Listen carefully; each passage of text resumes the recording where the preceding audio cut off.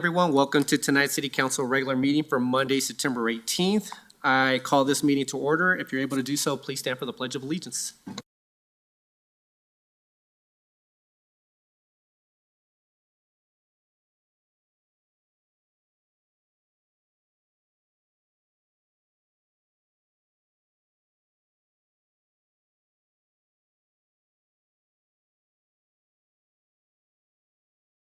Thank you. City Clerk, if you could please take roll call. Member Anderson? Present. Member Noonenkamp? Present. Member Russell? Present. Mayor Pro Tem Ward? Present. Member Kolnick? Present. Member Woodward? Present. Mayor Sierra? Present. Let the record show, all are present. Thank you. Moving on to agenda item 4. We don't have any study session items for tonight, but we do have an executive session. And this executive session is to discuss the purchase, acquisition, or sale of real property located near Civic Center under C.R.S. Section 24-64024A. I move to go into executive session tonight for the discussion of the purchase, acquisition, of or sale of real property located near Civic Center under C.R.S. Section 24-64024A. Present at the executive session are the following persons: Mayor Nathaniel Sierra, Mayor Pro Tem Stephen Ward, Council members Rita Russo, Joe Anderson, Chelsea Noonenkamp, Jim Woodward, PJ Kolnick, City Manager Sean Lewis, City Attorney Tamara Niles, Deputy City Manager Tim Dodd, Director of Community Development Brad Power, Chief Redevelopment Officer Dan Parumba, Stray Advisory Services Mark Tompkins, Stray Advisory Services Elizabeth Lee, Finance Director Jackie Lowe, and Finance Manager Kevin Ingalls. May I have a second? Second. Thank you, Mayor Pro Tem. Can we please vote? Member Anderson? Aye. Member Noonenkamp? Aye. Member Kolnick? Aye. Member Russell? Aye. Mayor Pro Tem Ward? Aye. Member Woodward? Aye. Mayor Sierra? Aye. Let the record show, 7 ayes. Thank you. We will now exit this meeting and reconvene in the community room on the second floor, or is it right next door? Oh, wait, we are the second floor.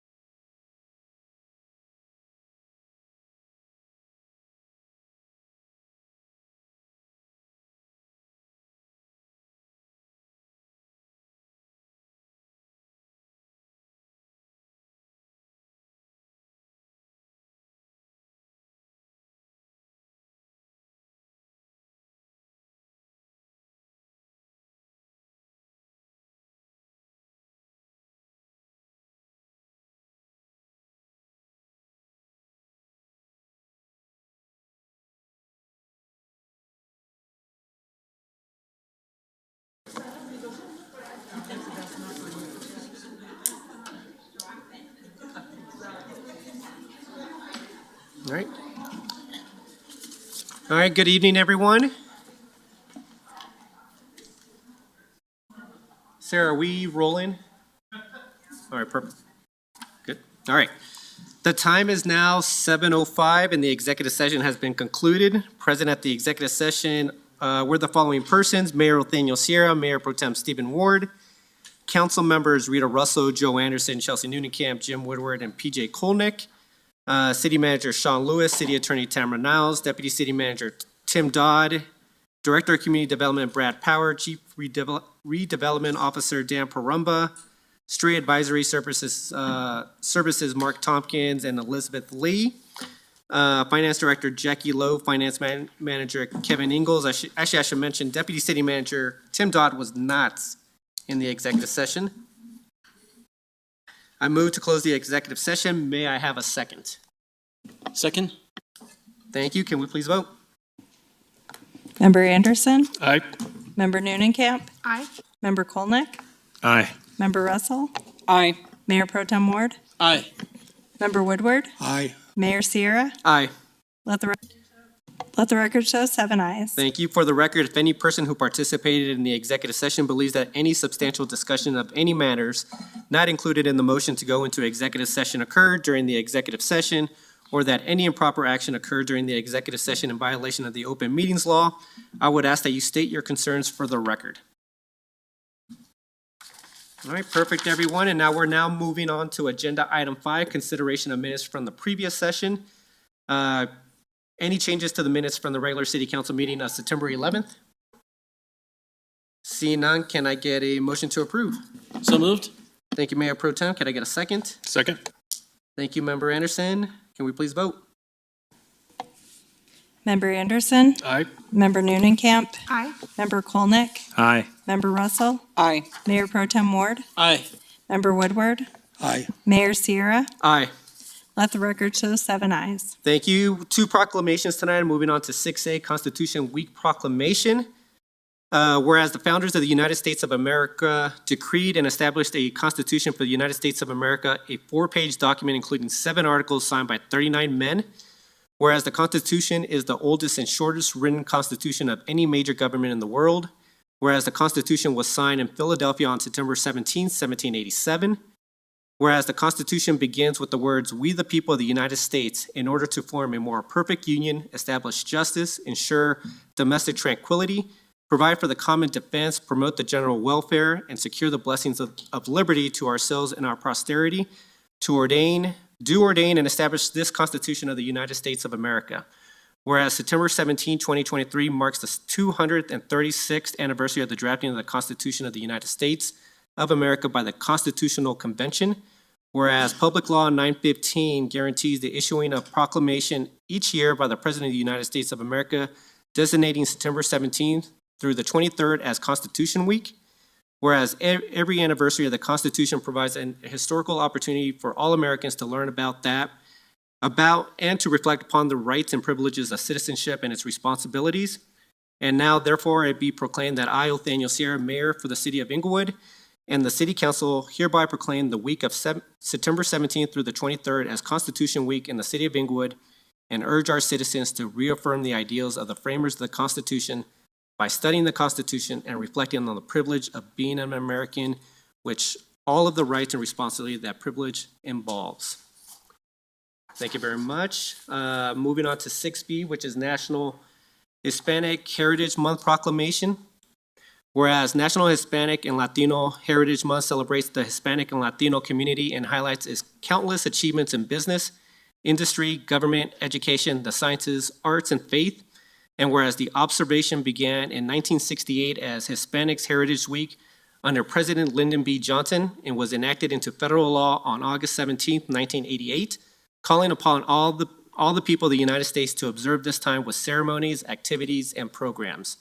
And whereas September 15th through October 15th is recognized as National Hispanic Heritage Month, which is a time to honor the way Hispanics and Latinos contribute to our common goals, celebrate their diverse cultures, and to work towards a stronger, more inclusive, and more prosperous society for all. Whereas Hispanics have enhanced and shaped our national character with centuries-old traditions that reflect the multi-ethnic and multicultural customs of their communities, while adding their own distinct and dynamic perspectives to the story of our country. And whereas Hispanic and Latino Americans represent a significant demographic of the city of Englewood, we honor the invaluable ways they contribute to our great city. And now, therefore, I be proclaimed that I, Othaniel Sierra, Mayor of the City of Englewood, and the City Council hereby proclaim September 15th through October 15th as National Hispanic Heritage Month in Englewood, and encourage all residents to consider the contributions of Hispanic and Latino people to the past, present, and future of Englewood. Thank you very much. Thank you very much. We're moving on now to agenda item 7. Excuse me, Miss Wiper, we've already given the.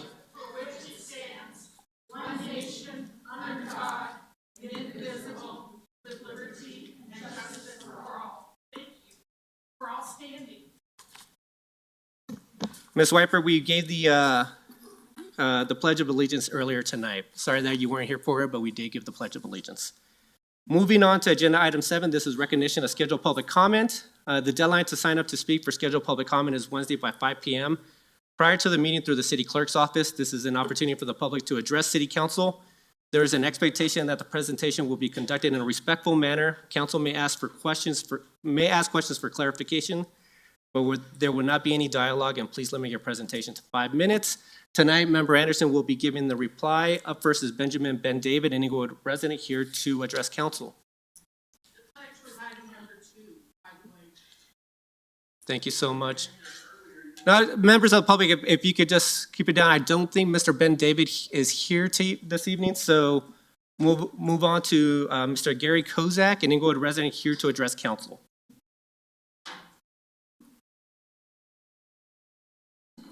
Good evening, Mr. Kozacek. If you just. Thank you. Mr. Kozacek, if you could please turn the microphone on. Is it on now? It is. Go ahead, Mr. Kozacek. Gary Kozacek, District 4. Thank you, sir. I want to start off the evening by thanking the Englewood Police Department and the City of Englewood for their monitoring of LaPan Street. We went all the way in excess of 500 vehicles every 24 hours with 26 kids living on the block. Now, turning to another issue, I'd like to say thank you, Englewood PD. Constitutional rights say that we can't applaud and stuff. You already know that as the law. So be it. You live with it. I'm going to bring up, let's see, it takes 5 members to constitute a quorum, and that's Article 3, Section 27. Okay, this is for the future because of the recall coming up. There will be possibly a 30-day lapse in what's going on. Now, I won't say which council member. I will respect your request from before. And I believe that there was 2 council members that have spoke publicly on the ordinance coming up, that they could benefit from it because they would go ahead and use the changing in the ordinance to fix up their own place and make it more valuable. Back in 1986, when I was on city council, or 87, whatever, it was in the late 80s, I came on council and I was developing the Oxford Santa Fe corridor. I was put as a city council member that would oversee all of that. And yes, I was forced to and willing to abstain on that vote because that vote said that by agreeing to put Oxford as the main connector, I would benefit from it, having lived right there on Oxford and LaPan. So I'm giving fair warning to this council that the next meeting, when you go for a final reading, if that happens to be, I will have proof that these things were said, and the city attorney will have to represent you properly and tell you that you will have to abstain. As far as the crowd back here, thanks for all your support and everything, and all the things we've got going on. We still do not have a court date on the referendum, but you will be hearing pretty soon from the court on that. Thank you. Thank you, Mr. Kozacek. Any comments from members of council? Seeing none, thank you for your time tonight. Up next is Ms. Stephanie Brooks. Members of the public, you could please hold your applause. Ms. Stephanie Brooks here to address council. Good evening, Ms. Brooks. If you could just state your name and your address across streets. Good evening. I'm Stephanie Brooks. I'm at Hampton and Broadway, District 3. And I really want to thank you all for the opportunity to speak tonight. I haven't been here over the summer. Some of you might be like, where's she been? But I've been present and watching online. So I want to thank everybody, especially, once again, the staff that does probably a hero's worth of work at all times in a small city. Reviewing meetings over the last several months, I've really started to see several themes emerge, and I wanted to talk about those tonight. The feeling I'm getting from everyone, and it doesn't matter, I'm not talking about sides, the feeling I'm getting from everyone right now is that we're acting like we're in a win-lose or us versus them situation. And really, this shouldn't be a win or lose situation. If anything, we should be looking for ways to bring people together and along with us through collaboration and communication. We should all be looking for win-wins. Contrary to that, though, I keep hearing some talking points from different people about some so-called silent minority or vocal minority.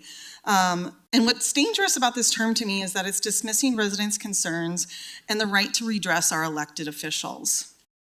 Personally, I can see both sides of the recall, but no matter what side you're on, these are the facts. Thousands of people signed those petitions, more than 10% of the city's population. And what got us here, despite the talking points and the rhetoric, is that hundreds of people have showed up and keep showing up to be heard. But they're not being heard. They're not being listened to, and they're feeling dismissed. Please don't dismiss the bulk of residents who come here to share their thoughts, feelings, and frustrations. Because in politics, perception is reality. Right now, people are perceiving the following city council actions as being retaliatory or just tone deaf. 1, putting changes over the recall process on the November ballot. It just has the appearance of being retaliatory, and I know you may not think it is, but that's what it looks like from the outside and from a neutral party. 2, pushing for a vote on Code Next prior to a recall, when you could just parking lot until December, and then it would turn down the temperature. 3, P&Z made recommendations for owner-occupied ADUs, but council took that requirement out, despite many citizens' objections. And then 4, last, this one is interesting, deciding to spend $137,000 on a recall election when the last one cost the city $15,000. Now, adjusted for inflation, that would be just over $18,000 each, or about $54,000, $55,000. Now, I'm not sure, and I've watched the meetings, but I'm not sure were there competitive bids or did we just decide to go with the first one we got? And I don't really know what the city's process is, but in all of my experience, you get 3 competitive bids. So I really don't understand how we got here. But the part that's really concerning to me is you took that vote and you took that decision and you put it on your campaign flyers. But you made the choice to do it this way. Now you're trying to make us feel, like the citizens feel, that we're the ones responsible for the choice that you made to spend this money. And I find that to be just disingenuous. As I said, perception is reality, and right now those actions are fueling the fire. Like many people, I'm frustrated and disappointed at where we are now and how we got here. But I do see some silver linings. I've met a lot of neighbors who I now call friends through this entire process. I would never have met them otherwise. This has brought people of different political persuasions together, which if you think about it in our political climate is remarkable in itself. And it's got more people involved who have never engaged with the city before. I see those as wins. To that friend, my new friend, who I made through this, and Jen White and I are organizing an open house in early October for residents to meet all of the at-large candidates. Surprise! We'll announce it on Nextdoor once we've confirmed the candidates' participation. We're firming up the format, but it's going to include a list of questions facing the city. We're going to have residents vote on which questions are most important, and then we'll select the top 3 for the candidates to respond to. The whole purpose is to learn from the candidates and their stance on where they are in the city. We're gonna hold it at the Guild Englewood, which is next door, and you already know how to park here, people, you can get here, and we'll share more details when it's firmed up. By trying this new approach, We hope to bring more residents together through that collaboration and communication that I spoke of. And we want to do this in order to find ways to move people forward. Ms. Brooks, thank you very much. Thank you for your very much time. for your 5 minutes tonight. Any questions from members of council? Seeing none, Ms. Brooks, thank you for your time tonight. Thank you. Members of the public, if you could please hold your applause. Up next is Cathy Naughton here to address council.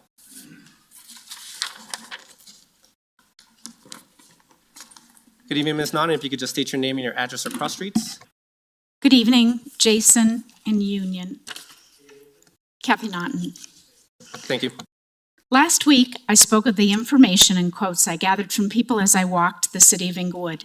I was not looking for this information. It fell into my lap as I was working to recall 4 of the council members. That it is an assault on the character of Joe Anderson is not my doing, but reflects the opinions of the citizens. Mr. Sierra, you chose to say I was not telling the truth. I do believe you were out of order when you made that comment. I had no recourse. Therefore, I've gathered some statements and names from those in the city who are willing to back up what I reported to you. Kelly Stengel Martin said Joe clearly presented himself as a Republican, and he did not correct her in their conversation, nor did he let her know that he's a libertarian. She allowed him to put a sign on her lawn because he was a Republican. Greg and Dorena Knotts were told by Joe that people who gathered signatures were not Englewood residents. Dan Sabo and his wife would like Joe to know they listened as he told 3 households there would be no important votes before the election. I guess Code Next is not considered important. I was told after the public comment on September 7th that the recording was still on. Joe, you decided to drop the F-bomb, which was directed at my comments. This kind of lack of respect for me and for the citizens of Englewood should make it evident why you are not fit to represent any resident in the city of Englewood. I was hoping that my words at the last 2 council meetings would change what the people in District 3 are hearing from Mr. Anderson. But no, once again, I encountered people who were told by Joe that high-density housing would not be allowed. In fact, it is written in this little flyer that was put on doors. I would not take anything off a door since I know it's illegal, but it was given to me by a resident. This was in an R2 area. I decided to explore the giant and very confusing Code Next document. I discovered all of Englewood could have an ADU in their lot. Theoretically, this could double the population of every given street. Throw in the fact that 4 unrelated individuals and their children could live in the dwelling. Well, you do the math. R2B districts could have as many as 3 ADUs, and R2A districts can have an ADU per unit in a quadplex. That means the population of a street could be 3 times more than the current amount. Wait, with 4 unrelated individuals in each ADU, the population could grow times 12 or more. Wow. You better buy a bike if you plan to live in Englewood in an R2 area because there will not be any parking. And please don't get old or have children where you might need a car. Corner lots can be divided into 2 individual properties, adding 4 more houses to a block, and then add in the 4 related individuals. 4 times 4 is 16 people. Courtyard houses can be built in all R1 zone district areas of the city if the lot is 2,000 square feet or greater. A courtyard house may not be attached, but stands as an individual structure. There can be 6 to 8 houses in a courtyard. Hypothetically, let's say 5 courtyard configurations are built on both sides of the street with 6 houses in each courtyard. Multiply 6 times 10 and we have 60 houses in this block. I counted about 16 to 18 houses per block currently. This wouldn't happen overnight, but it could happen over the years. I would call the difference between 16 and 60 houses a radical change, and I would define it as high-density housing. Code next allows less restrictive requirements, which encourage more density through subdividing courtyard configurations in the middle of the block and allowing corners to be further subdivided. This will be how density is being increased in all areas of the city. There are opportunities for every lot in Englewood to be further subdivided than what is currently allowed. City Council, I would like this question answered. Why do you not call this high-density housing? Let me be clear. The reasons for the recall is because of the thoughtless rezoning of our neighborhoods. Yet none of you mention this or own up to the true reason there is dissent between you and many of the citizens. You claim it on your signs. It is about the money for the recall, which equates to about 1/4 the value of one house in the entire city of Englewood. Ms. All of Naughton, you your who 5 voted. minutes are up. Ms. Naughton, thank you for your time tonight. Any questions for members of council? Seeing none, thank you for your time. Up next is item May Nicholl.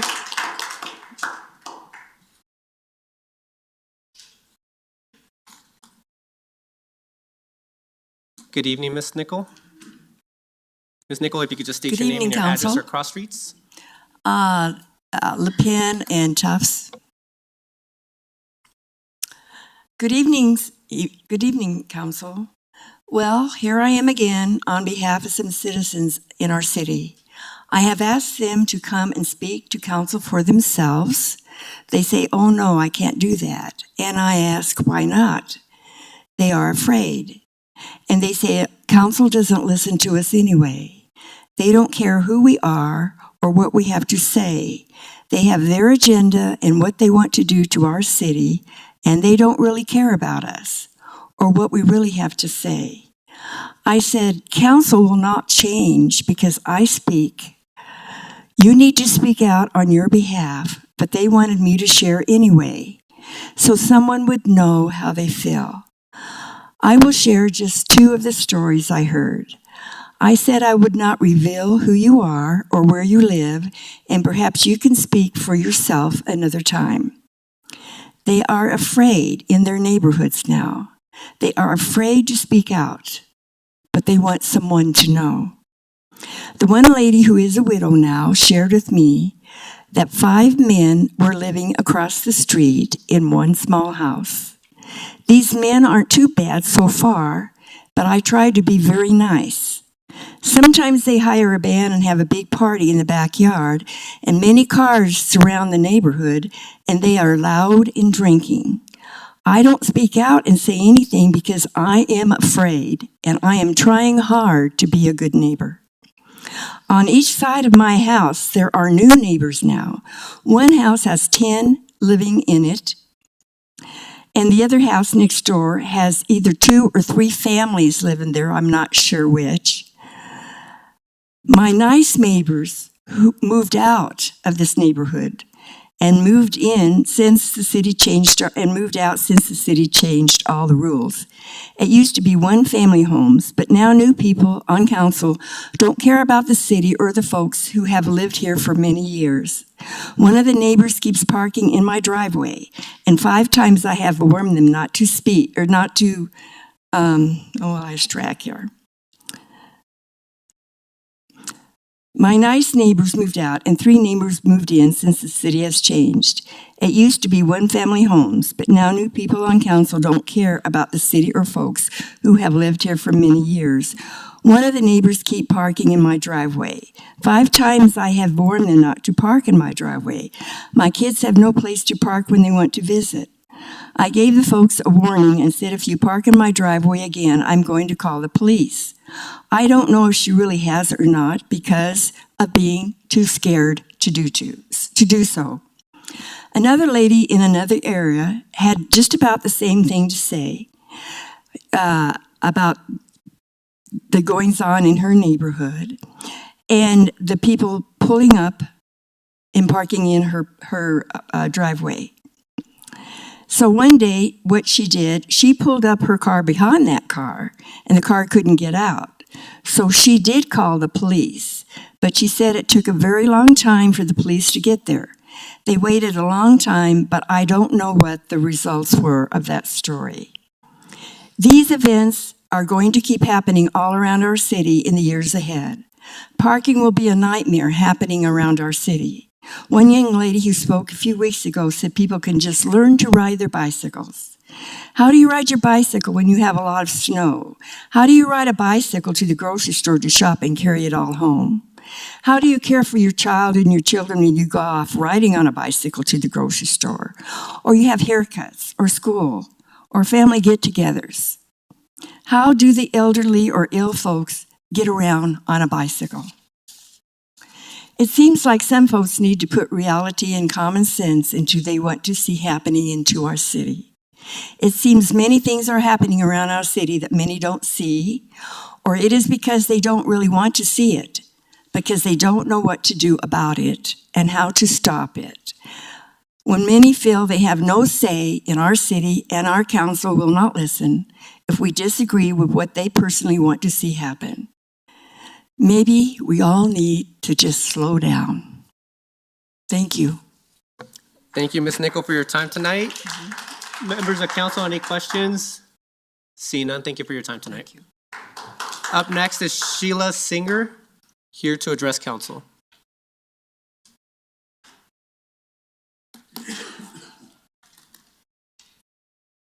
Good evening, Ms. Singer. If you could just state your name and your address or cross streets. Good evening. My name is Sheila Singer, Julian and Tufts. Now, I hope you weren't rolling your eyes because you know that cross section. Oh, no, I was just trying to think of where it was at, yeah. Okay, just checking. My name is Sheila Singer, and I've called Englewood home for close to 4 years now. I was born and raised here in Colorado, and I used to call myself a native. However, let's be honest, none of us are, unless we're Native American, but that's a conversation for a different day. Today is my first time speaking, and you may ask yourself, why today of all days? Well, I'm going to tell you a little story. Once upon a time, I took a leap of faith, and I applied for a job as a property manager. Little did I know that property management, or multifamily housing, as we professionals like to call it, it's just like the mob. Once you get in, you can't get out. On any given day, you're an adult babysitter, a warden, a mother, a teacher, a psychologist, a handholder, a juggler, a ringleader, trying to claim, not my circus, not my monkeys. And now that I've been doing this for 22 plus years, and I find myself before you thinking, this is just like my day job. This is my circus, and these are my monkeys. And why do I think like that? Because I helped elect some of you. And my voice and my vote counts.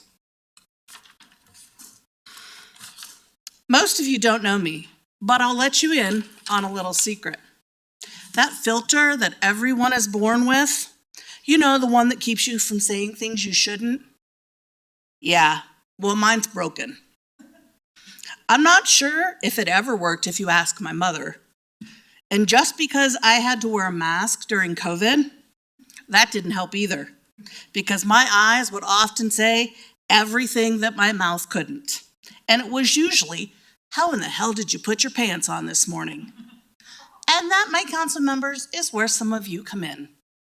There are 7 members sitting up here on this panel, 6 elected, 1 selected.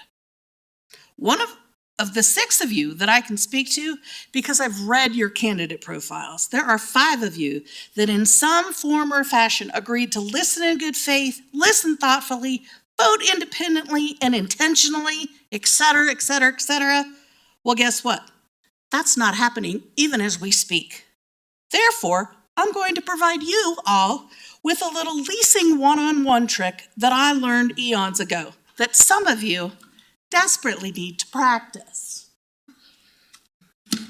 These little mirrors I've given you are not for you to make sure that your hair looks good. They're not for you to look and see if you have something between your teeth. They're for you to ask 2 things. When you answer that phone call, look at the reflection staring back at you. Are you present? Are you smiling? Because a smile can be heard through the phone, you know. Are you being true to yourself? Are you being true to your constituents that you represent? I encourage you to use these mirrors the next time you take that call from a constituent, if you even pick up the phone. I also encourage you to look up and pay attention when someone's talking to you. It's called respect. And my time is just as valuable as yours. Now let's talk about a thing called transparency, shall we?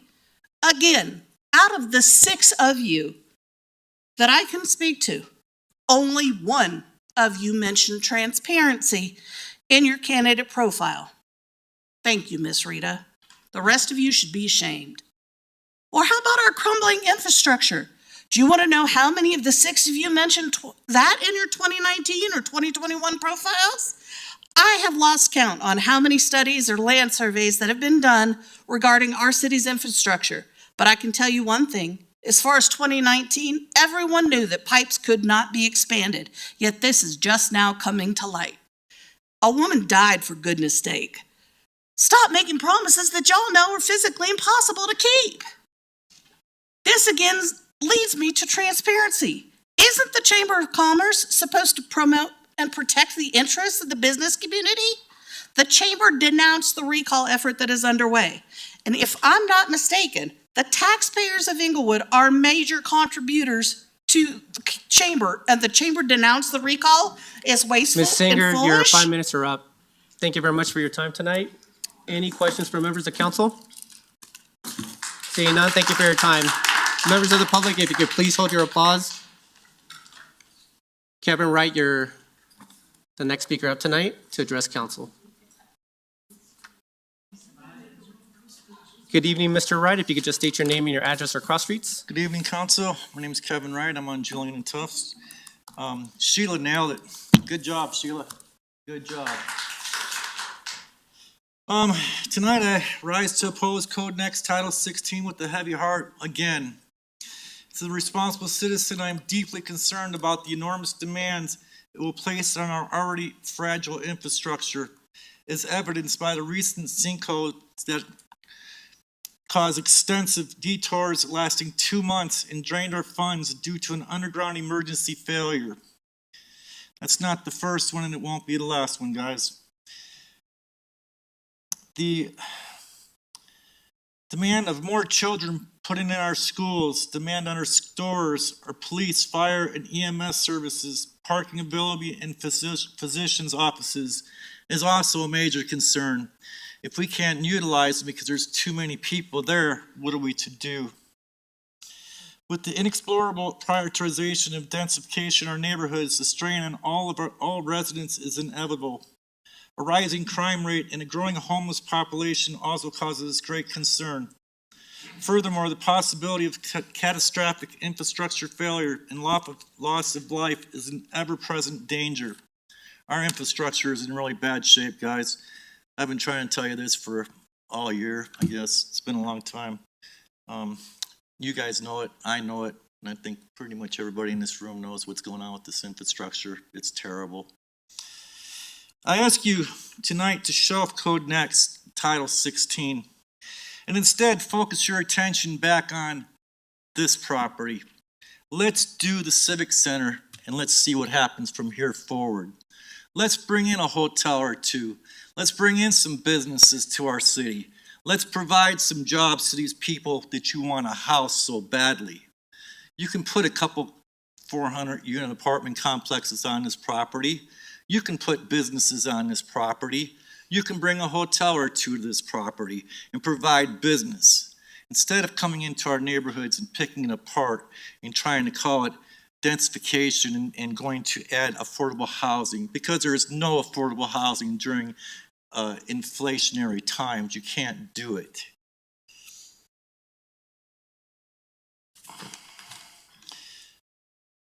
You can help people buy homes by providing affordable housing. You can't go into our neighborhoods and start knocking houses down and rebuilding them, expecting to put back in place a $500,000 home. You're going to be charging $750,000 to $1 million, and we can't afford it. We can't afford $1 million houses. We're only a $30,000 city We're not $100,000 in API around here. We're 30,000. We are not rich people. We can't afford $1 million homes. Please build homes for us that we can afford to move into and buy. With what's going on with this plan that you guys have with Code Next, which is riddled with holes, how are we going to get the fair shake that we deserve? How are my children going to get a fair shake and my grandchildren going to be the ones to buy their homes in this city? Not at $1 million. They're going to be forced out, like a lot of rest of the people in this city will be forced out. I'm already finding friends of mine that are in desperate need because the times are changing. With your plans, the times will change for the worst. I beg of you to look at Civic Center Park, look at the Civic Center here, and let's work with this property. Let's change this before we start demolishing our city, and start here and prove to us what can be done by you guys. And let's work together as one. Everybody says we're at odds here. Let's find some common ground and work together, and I think this is a good starting point.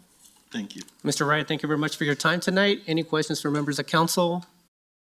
Seeing none, thank you for your time. Up next is Kim Wright, here to address council.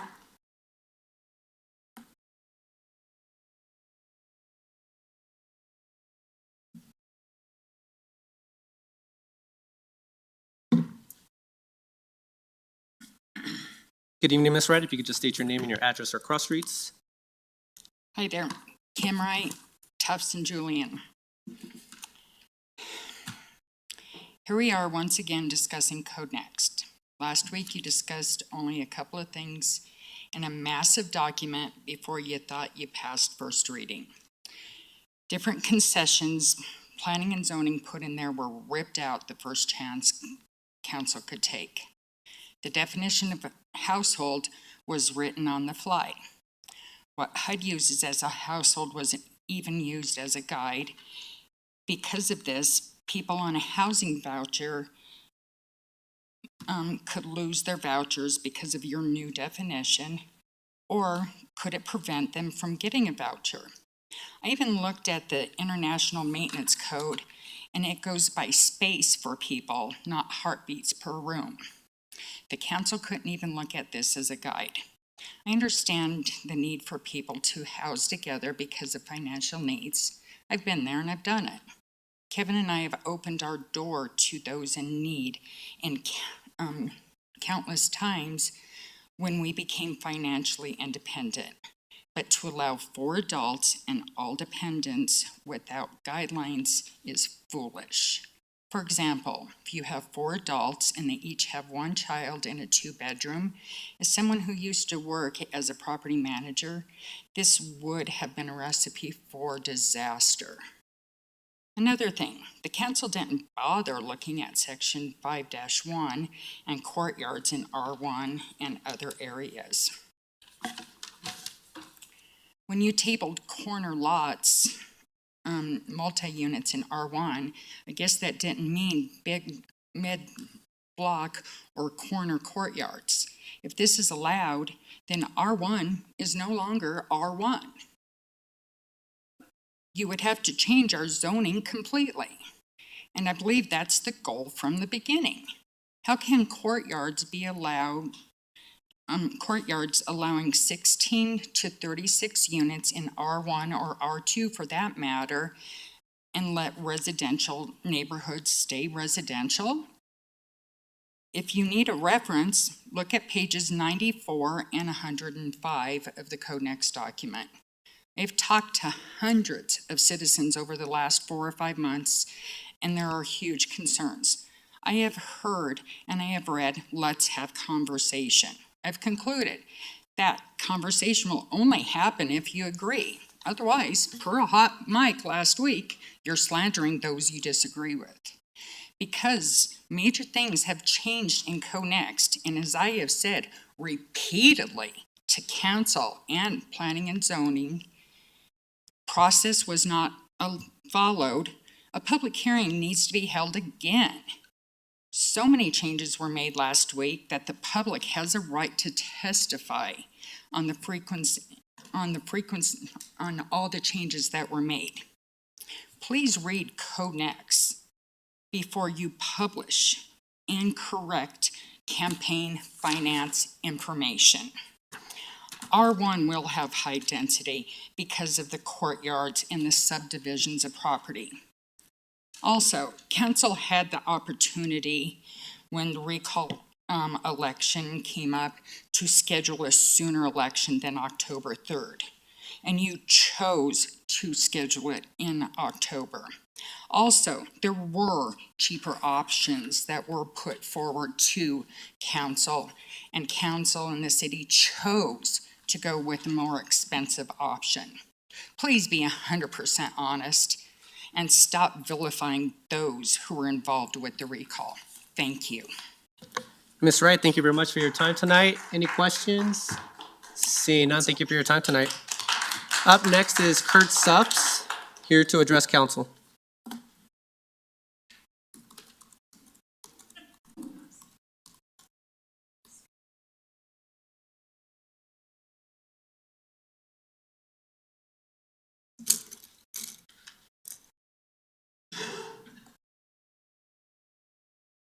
Good evening, Mr. Supps. If you could just state your name and your address or cross streets. Kurt Supps, University in Dartmouth. I've decided it is necessary for me to address the council on a couple of matters related to the recall and more specifically to the council's behavior in that regard. I attended the last two meetings during the public comment session and heard Council Anderson's remarks concerning Ms. Naughton's criticism of him related to the recall effort. I also heard the mayor's comment suggesting that Ms. Naughton was not telling the truth. Being a member of the city council, in my opinion, does not imply that you are above reproach or that anything anyone might say against you is automatically presumed to be incorrect or even worse, false witness. Attempting to impugn the character of someone who stands before the council during public comment is inappropriate. To do so because they bring an accusation against any one of you, with you not offering a reasonable proof otherwise, can only be described as self-righteous indignation. My bigger concern here tonight, though, regarding the behavior, this behavior is a bit more personal to me because I'm an ordained elder. I've heard Mr. Anderson make mention on more than one occasion that he's a pastor.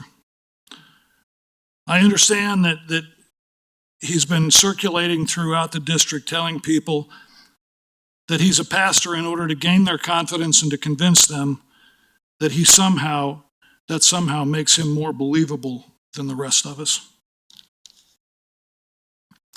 I'm up here tonight because I feel compelled to remind you that being a pastor does not give you permission to be dishonest to people about your political views and aspirations. The Bible is crystal clear on this. I share with you the words from 1 Peter 5. Quote, "Be shepherds of God's flock that is under your care, watching over them, not because you must, but because you are willing, as God wants you to be, not pursuing dishonest gain, but eager to serve, not lording it over those entrusted to you, but being examples to the flock." Bullying people, demonstrating arrogance towards people who don't go along with you, attempting to impugn someone's character for your own personal gain, none of that is consistent with Peter's words.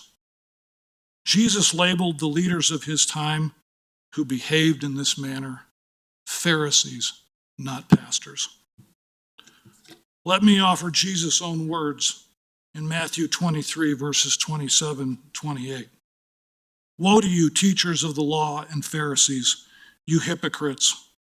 You are like whitewashed tombs, which look beautiful on the outside, but on the inside are full of the bones of the dead and everything unclean. In the same way, on the outside, you appear to people as righteous, but on the inside, you are full of hypocrisy and wickedness. I can't say it any better than Jesus. Let me close with this. If I had a pastor of a church in which I was an elder, and they exhibited this kind of behavior, they might be looking for another place to preach. Thank you. Mr. Stubbs, thank you very much for your time tonight. Any questions? Seeing none, thank you for your time. And that concludes scheduled public comment. We're now moving on to unscheduled public comment. We have 2, 4, 6, 8, 10 people signed up. Same rules apply, except you're limited to 3 minutes. Up first is Tim Nichols, here to talk about Code Next.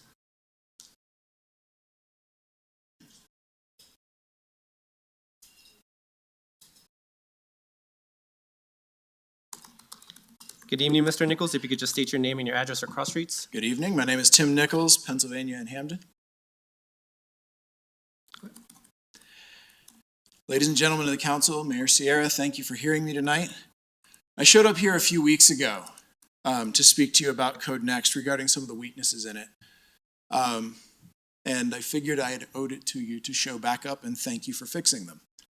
If I'm going to show up with a problem, I ought to say thank you when you fix it. You did. Thank you for listening. Thank you for looking into it.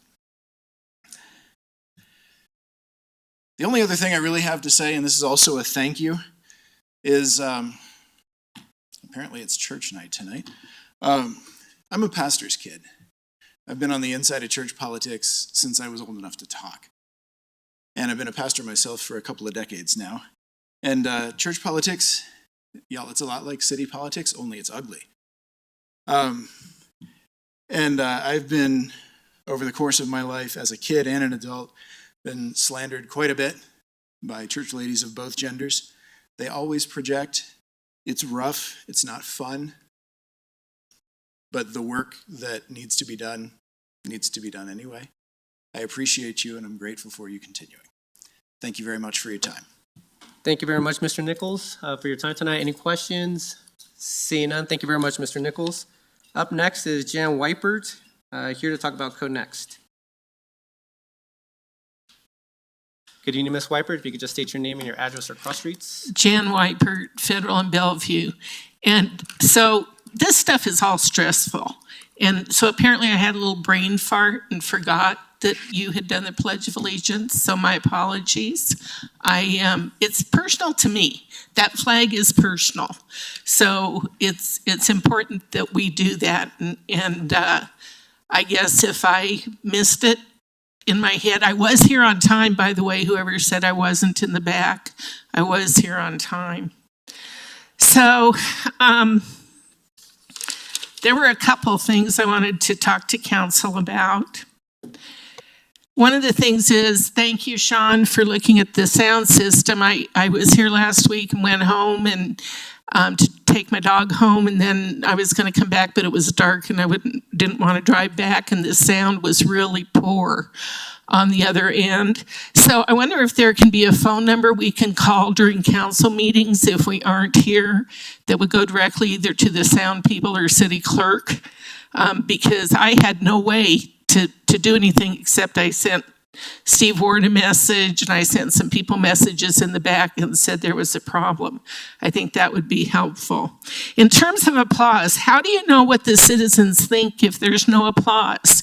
There are lots of people out here. Some issues I agree with, some I don't. Some people I don't agree with. Sometimes I agree with other times. So how do you know what the people out here believe if they aren't applauding? Doesn't mean it has to be carried on. I've been watching most of the applause. By the time people applaud, the new one's up, the previous person has sat down. So it's not taking additional time. Booing is not okay. My interrupting the council meeting earlier was not okay, but I felt that was important, and so I did. But applause is important, so you know what people are agreeing with. Some people are uncomfortable speaking publicly, some in writing. So when we can applaud, then you get to know more people's viewpoints. So I think applause is important. We were here for months on end saying, stop this. And so I really liked Matt Crabtree's idea of making a grid, saying this is what's included in these area, a grid, and stopping Code Next until that's done. I think, you know, by this time things are jumbled. I think you're voting on things that may or may not be in there. And I still doubt that most of you have read that complete document from cover to cover, sentence by sentence. Thank you for being here tonight, but I hope we get some changes. Thank you. Ms. Wiper, thank you very much for your time tonight. Any questions from members of council?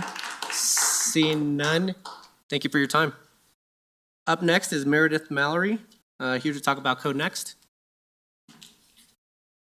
Good evening, Ms. Mallory. If you could just state your name and your address or cross streets. Meredith Mallory, Grant and Nassau, District 3. Did we start? No, not yet. Should I go? Should I wait for the light? Go ahead. Okay.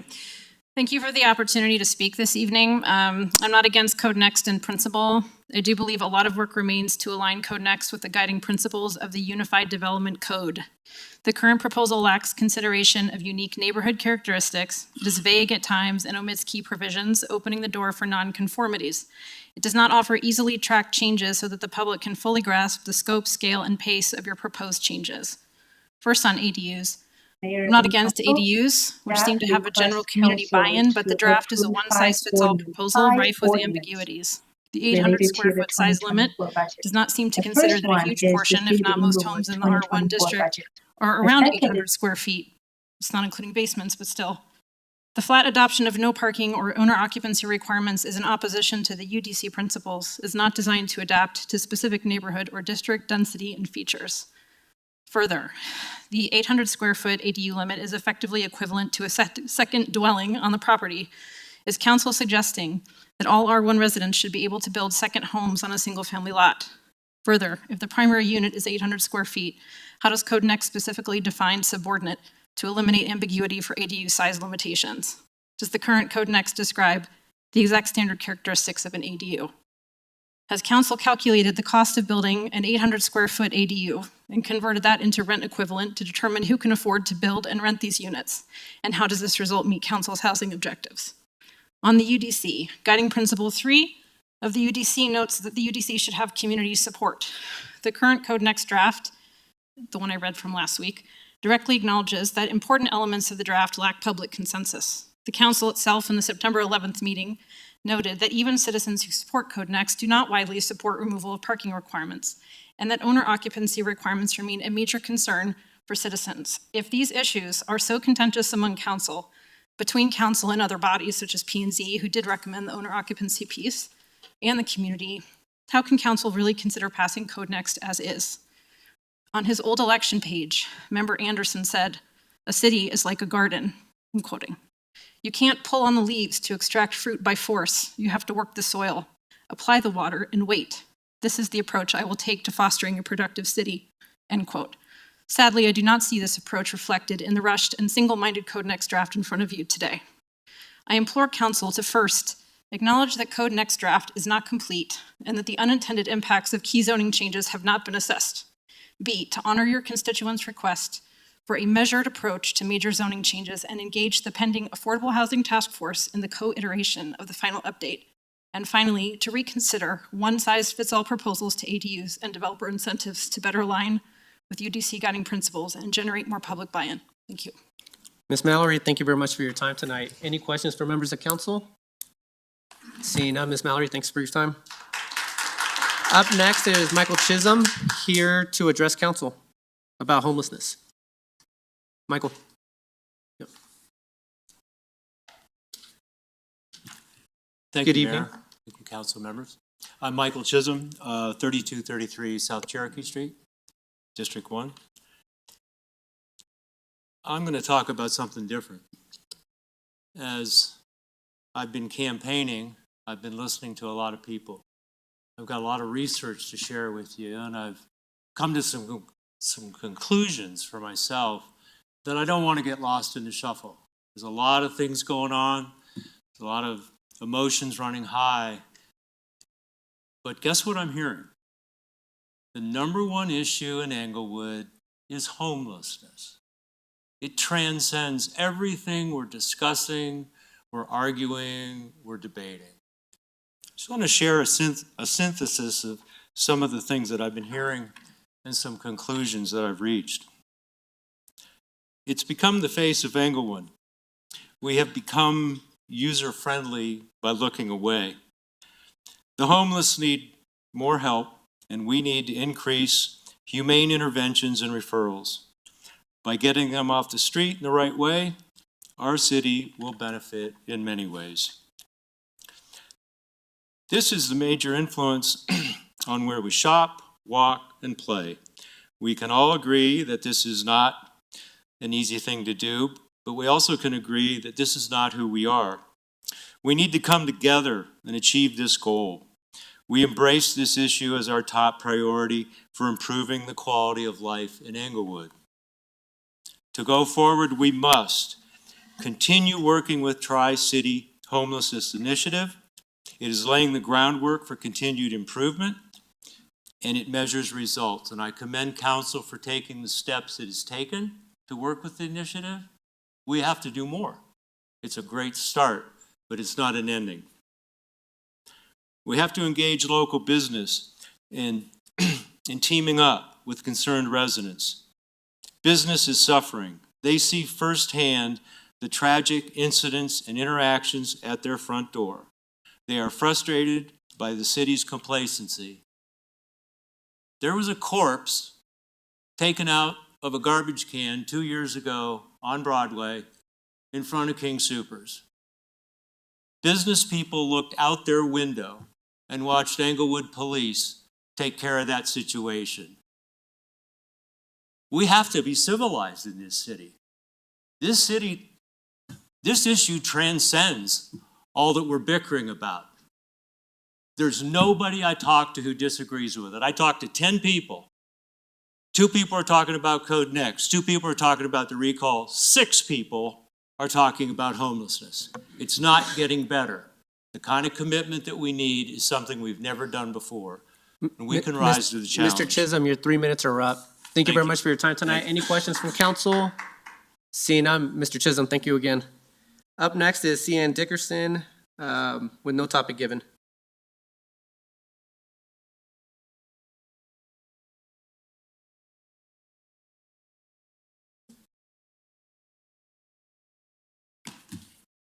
Good evening, Ms. Dickerson. If you could just state your name and your address or cross streets.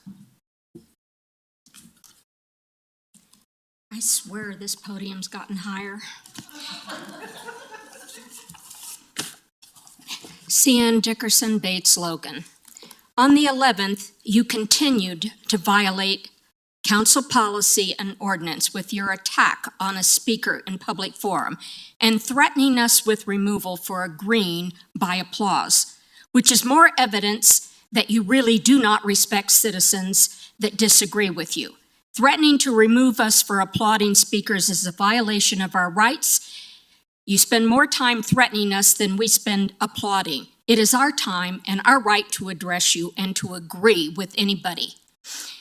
And there is no ordinance that allows you to threaten us to be removed for for applause. You put the Code Next draft so late in the agenda, I had to review the audio the next morning. It was very bad, but by going over it several times, I finally could come to the conclusion that the majority were in violation of charter, ordinance, and parliamentary procedure. Only P&Z has the authority to consider land use and zoning revisions, not a steering committee. There appears to have been further violations of charter, a violation of charter Section 60, which states findings and decisions of the BOAA are final, subject only to judicial review. Staff was correct that you need to eliminate that provision remaining in Code Next. It is not the only problem. Procedure was violated when you ignored the motion to eliminate the owner occupancy requirement on ADUs. It failed by a vote of 4-3, but you ignored that vote when you did your final vote amending. The wording of Code Next is bad in many other places, leaving major loopholes and misinterpretations. One of you did say we can't legislate affordability, but that is what the majority on council has long advocated, that Code Next would do so. What it does do, and what your amendments make worse, is further destruction of zoning, violating existing property rights in R1. This time, even city staff pointed out your errors. This time, you hoisted yourself by your own petard. You've already wasted $400,000 on this project. Don't compound your error by voting through this draft and your ridiculous amendments and making it even worse. If you do, it is more evidence with which to recall you. So go ahead, prove us right. Ms. Dickerson, thank you very much for your time tonight. Any questions from council? Seeing none, thanks for your time. Up next is Amy Cesario. Probably mispronounced the last name. That was correct. Good evening, Ms. Cesario. If you could just state your name and your address or cross streets. Yes, my name is Amy Cesario, and I live at Lincoln and Bates. So I live in an R2, and on Broadway, obviously, it's R2B. First of all, change is hard. We all know that. And fear is a very natural reaction to change. I want to thank you all for taking the zoning changes seriously. And thank you for the discussions and the listening that you've had on both sides. I know a lot of the discussions in here have not always been for the change. I can assure you that the zoning changes won't be perfect, but the change needs to happen. I'm not sure how long people lived in their houses when the original zoning was put into place, but I'm guessing that those people lived in their houses for 30 plus years. The average number of years that a person or a family lives in their house right now is 9 years. We live differently than we did during the last zoning, whatever it's called. And guess what? Our children are going to live differently than we live now. And you're doing a good job of listening and taking that into consideration, but remember, change needs to happen. Englewood needs to change to keep up. Our whole metro area is 15 years behind on building. We will not have enough houses or places to live, and yes, we will have 15 people in a house because they can't afford unless we start building and unless the building changes, the codes change. The fear tactics about development and investors that I'm hearing all summer aren't true. I hope that you guys will stick to the facts, and I know when you know stories are stories, and facts and statistics are very important. Did you know that buyers are down 45% over last year and even more from the year before? Real quickly, I'm sorry I don't know everybody on this board, and I do not know everybody getting recalled, but Mayor Sierra has been a great asset to our community, and I think it's important to remember his job is bigger than just zoning, as is all of yours. He has answered every single email I sent and every phone call I've made and gotten me the right contacts to help me get the drug dealers off my street, to get the illegal use of property taken care of across the street from me, and he takes the water, and he is the only person, including the water department, who drank my water. It's important. So I just want to thank all of you, and I specifically want to thank you, Mayor Sierra. All of you, please continue to listen and do what we need. We cannot have affordable housing in this city unless Ms. we Cesario, build. your 3 minutes are up. Thank you very much for your time tonight. Any questions for members of council? Seeing none, thank you for your time. Up next is Lashida Sayer with no topic given.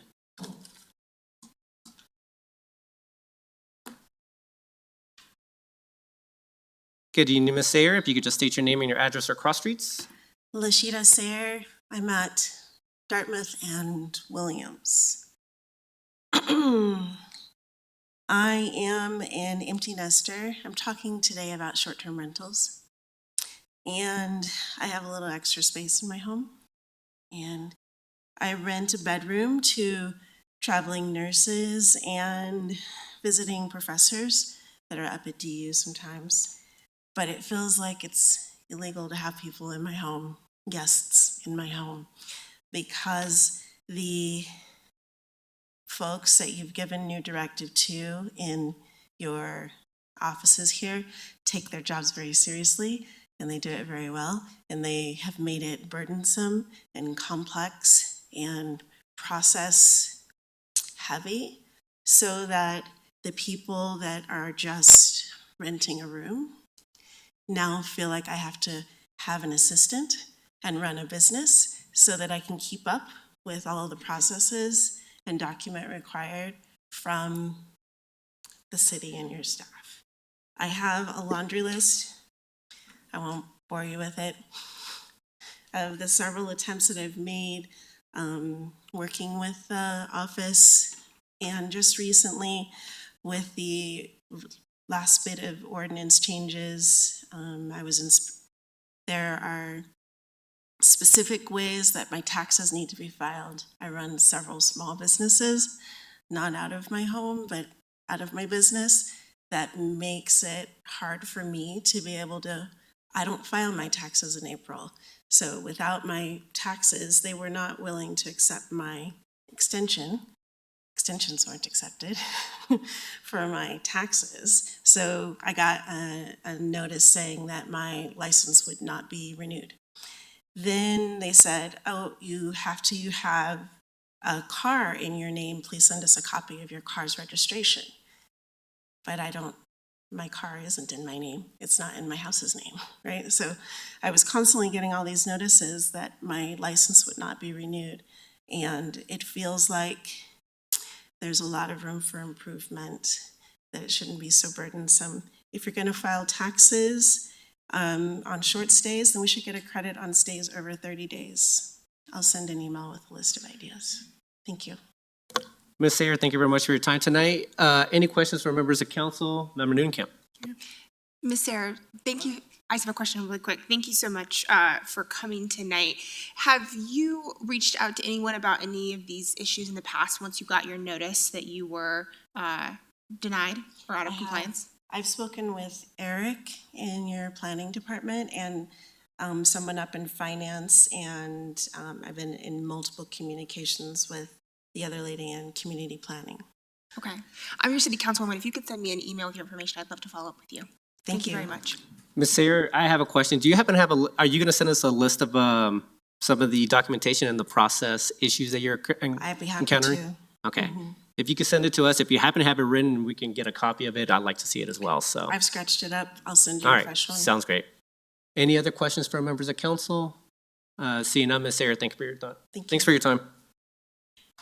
Up next is Mike Jones with no topic given.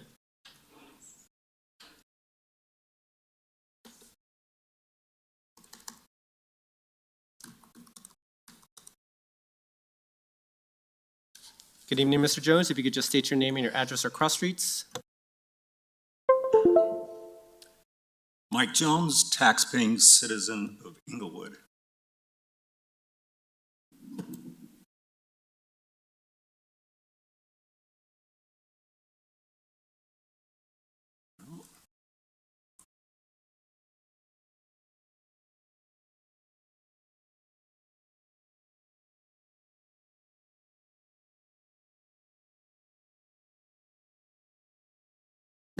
Mentioned, I know the character of Member Anderson was put into question tonight, and I'll say a few words about that. I've obviously, I guess what I'm trying to say here is that I've been working with Joe for 4 years now, just about 4 years, and getting to know someone over working so many Monday nights with somebody,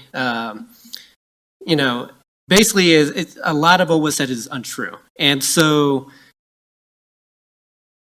There's been. I It's very difficult for me to kind of speak about this, but I guess the only thing that I'll say here is that I've gotten to know Joe for over these Mondays. There's a lot of opinions that he holds that are completely different than mine. He's voiced them here on council, and we have always, there's times that we just disagree on those on those ideas. But the person that he is, I never question because he always comes in with a principled opinion. He sticks to his opinion. I may disagree with it, but he always allows me the opportunity to have that conversation with them. And so I do appreciate serving with Member Anderson. I know that there's always different opinions about individuals, and there's times where me and him just don't agree on things, but I have it's been a pleasure serving with Joe over these last 4 years, and I just don't like it when people do question the integrity of any members of council, and when that happens, I do want to stand up for that person, regardless of any of the 6 individuals up here tonight. So.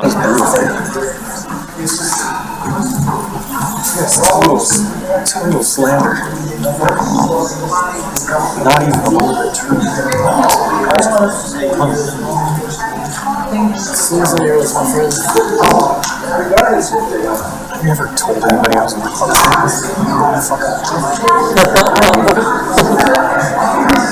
We know that was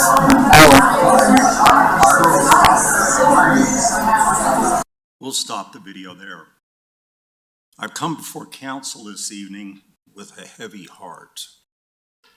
The video that we all just watched should shock every citizen in Englewood. This is another example of the disrespect that certain council members continue to show we the citizens of our great city. I look forward to the upcoming recall and subsequent election that will place power back in the hands of the citizens. Oh, by the way, you guys still have Mr. not. Jones, your 3 minutes are up. You guys have still not Mr. Jones, thank you very contacted much for your time tonight. SESD on Mr. Jones, thank you very much for your due diligence time. you should be doing. Any questions from members of council? Member Russell. Yes, I would like you to repeat your last statement, please. So, as I mentioned to council previously, the SESD, of which I'm a director of, the South Englewood Sanitation District, we maintain 50% of the sewer lines in Englewood. We have yet to be contacted with any due diligence with regards to capacity. Actually, Mr. Jones, I'm going to stop you there. Member Russell, do you have a question for Mr. Jones? The question really was, he was answering it. We need to know what city staff needs to contact SCSD with. If we know it, then he doesn't have to repeat it, but if we need to know what it is, I would appreciate that. Thank you, Member Russell. Any further questions from members of council? Seeing none, Mr. Jones, thanks for your time tonight. Thank you. Mr. Mike, contact the city manager, okay? Thank you. I will. Thank you, and I think that probably will be a council request at the end of the evening, at the end of public comment. Up next, I believe it's Marcy Brown. With no topic given. Good evening, Ms. Brown. If you could just state your name and your address or cross streets. It's Marcy Brown, District 1, Cornell and Bates. Wow, that was illuminating. An F-bomb coming from a pastor. Wow. I was brought up in a parochial school, and I never heard any of my pastors talk like that. Anyway, you always, the council, ask us to treat you with respect, correct? I think that respect should be reciprocated to your citizens. And I'll tell you, the last council meeting, you tried to assassinate the character of a citizen, and her name is Cathy Naughton. First of all, the 2 council members, Member Anderson and Member C.R.S, you don't even know her to call her out like you did. How disrespectful of both of you. I know her. I've walked miles with her in the city. And I can tell you she does not lie. She does not make up stories. But you know the one thing she does do really well? She listens. And maybe you two should take tips from her on how to listen to citizens, because you don't know how to. And second of all, I don't think someone being appointed, like, I don't even know how to pronounce your name, PJ or whatever, should be even voting on Code Next. This is something that's going to change the city for a very long time. You were put in that position for your vote. We all know that, because we know you were going to vote yes on Code Next. And the people that have been recalled, 3 of you sitting up there, should recuse yourself from voting on Code Next. People do not like your decision making. So why would you go ahead and just push this thing through as fast as you possibly can? Because that's what you're doing. And you're going to ruin the city. And you don't seem to care. You don't seem to care what the citizens have to say or what the majority of us have to say. You don't seem to care. Why is that? And you know, all I've heard for a year or how long you've been talking, oh, this is going to bring affordable housing. How is that possible? When rent is $2,000 a month for 1 bedroom over here at the apartments over at the Civic Center. That's $2,000 a month for 1 person for 1 bedroom. And you're telling me people are going to have enough money to buy these 1.2 to 1.5 multi-duplexes? Where are you living? Because I'm living in Englewood. And that's it. Ms. Brown, thank you for your time tonight. Any questions from members of the council? Seeing none, thank you for your time. Up next is Mr. Crabtree with no topic given.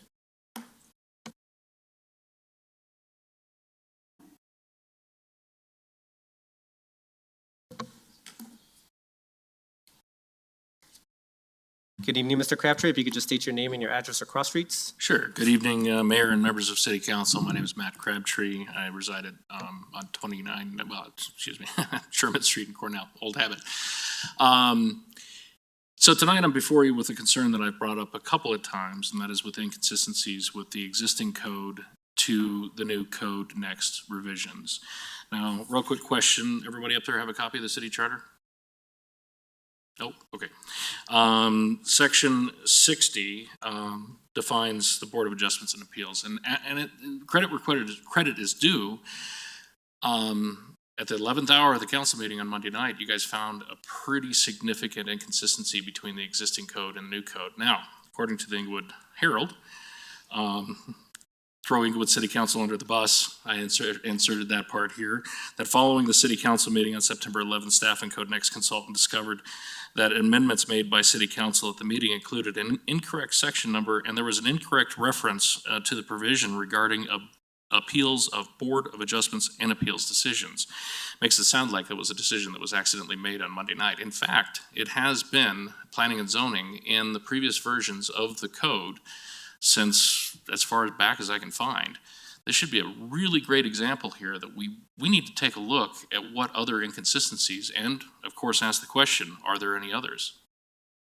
Now, on that point, we're going to talk about procedure a little bit tonight. This is another thing that's in the city charter. In section 58 under duties, it states the role of planning and zoning, and it actually does play into this scenario here.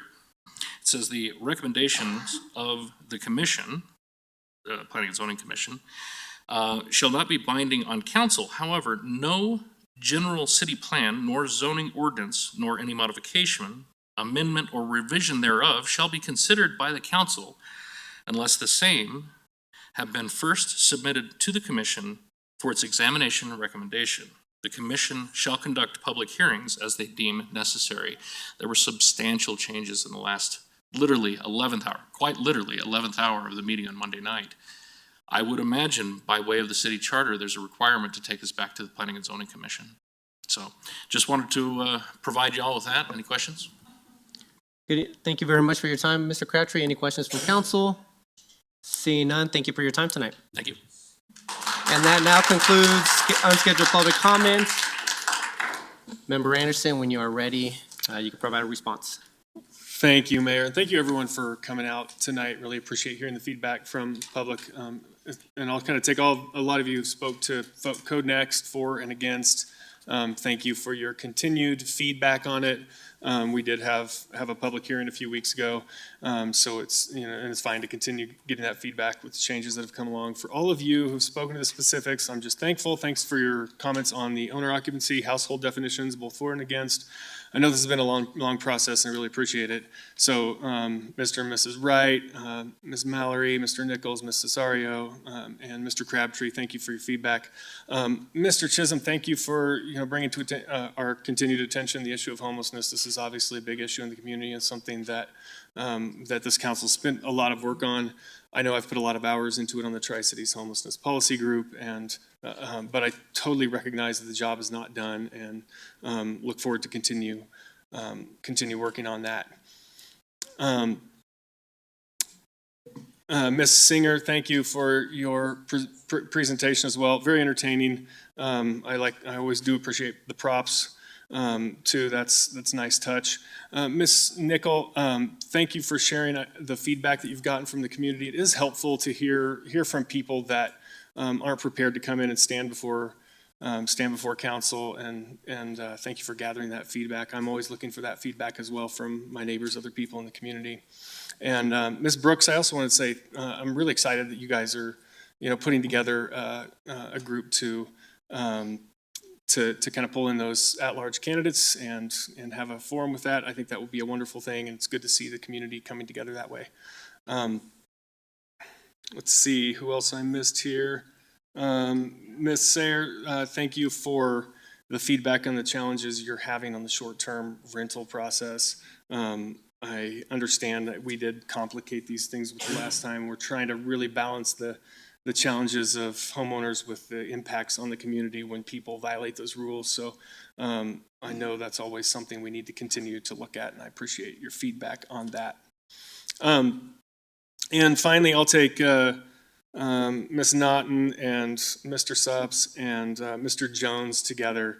I gotta say thank you for bringing an accusation tonight that I am actually guilty of, and bringing the video evidence for it. Truly, it's nice to be accused of something I actually did.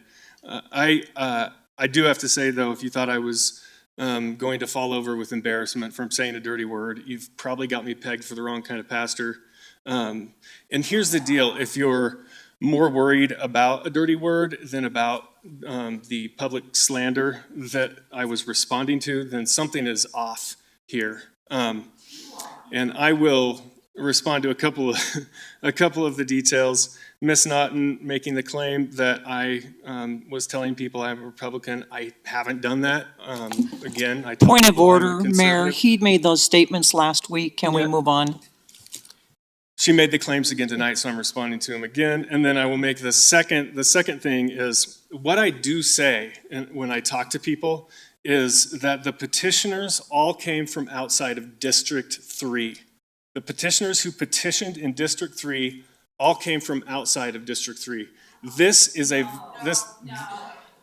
members of the public, he's just responding to public comment. I reviewed the petitions in the city clerk's office, and I reviewed the petitions that I were sent digitally, and they came from outside District 3. That's what was on those the affidavits that were notarized. There were 2 of them that came from outside the city on those affidavits. So that's what I've been telling people, because I did go through those petitions. Now, maybe there were petitions from somebody in District 3 that didn't get submitted. I don't know. But the ones that are in the city clerk's office that I went through were not citizens in District 3. So that's what I've been telling. That's what I've been telling people. But finally, I want to say, Ms. Naughton, that I do appreciate you giving me some names, because I know these are people I want to go talk to. I want to make sure that everything is cleared up. So thank you for everyone coming out tonight, and that concludes my response to public comment. Thank you, Member Anderson. Member Russell. Yes, thank you. I have a couple of council requests. One of them is for Ms. Sayer. Could council get a report on what she was talking about, and then we'll go from there. And also a council request on Mr. Jones about contacting the SESD on the impacts of this, those two things. Mayor, may I just update council on one of those? Sure. Actually, one second. Anything else, Member Russell? No, thank you. Go ahead, City Manager. That council request was received a couple of weeks ago when this was before council. And so that will be in your Friday packet this week. That response has already been prepared. It's in my review approval queue. And that would be for the second Oh, one sorry, for Mr. Jones. that is for the second one on the South Englewood Sanitation District. All right. Thank you very much, City Manager Lewis. Member Anderson? I just wanted to clarify, the petitions I'm talking about are the petitions that were circulated in District 3 for the District 3 recall, and I have digital copies of those and have gone through them as well. So I wanted to make that clear. That's why I tell people that. Thank you, Mayor. Mayor Pro Tem? Manager Lewis, I'm sure this will be clarified by the council request response, but I assume you're saying that we have indeed contacted SESD? I know Director Van Rye is in the back of the room. I have not read the council request. Do you mind responding? This is Peter Van Rye, Director of Utilities and South Platte Renew.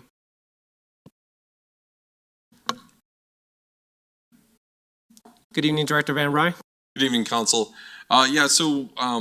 We did provide in that response that a direct communication was not provided directly to South Englewood Sanitation District.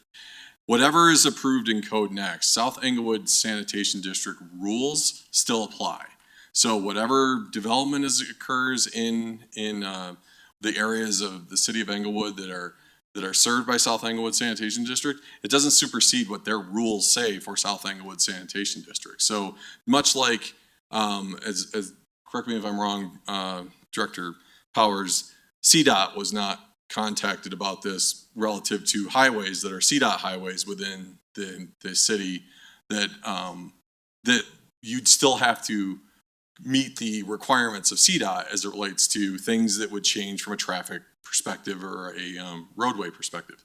So the direct communication out to these other agencies that overlay various parts of the city, my understanding there was not direct communication because the Code Next does not supersede their regulations, and that's the reason why. Thanks for summarizing that on the fly for us, Director Van Rye. I appreciate the clarification. Thank you. Thank you. Any further comments from council? City Manager, anything else? I would just add to Director Van Rye's comments that anytime a development does not comply with either our regulations or one of our corresponding agency regulations, that development cannot proceed until they address the needing to upsize or increase capacity, whether that be a roadway, whether that be a water line, a sewer line, or a stormwater pipe. All right. With no further comments, that concludes unscheduled public comment. Do we want to take a short break now or 5 minutes? 5-minute break before we get to the consent agenda items. Thank you, everyone.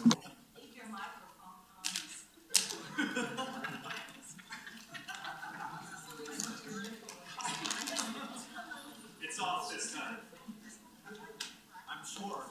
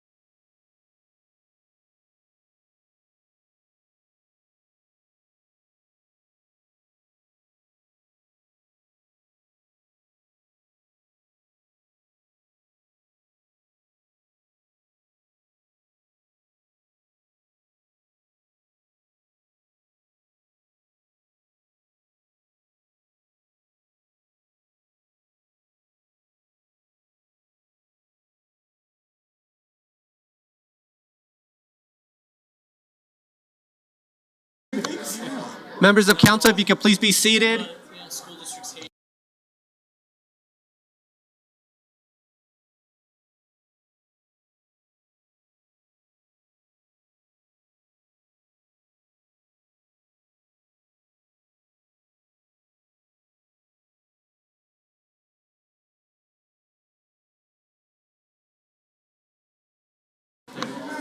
Members of council, if you could please be seated.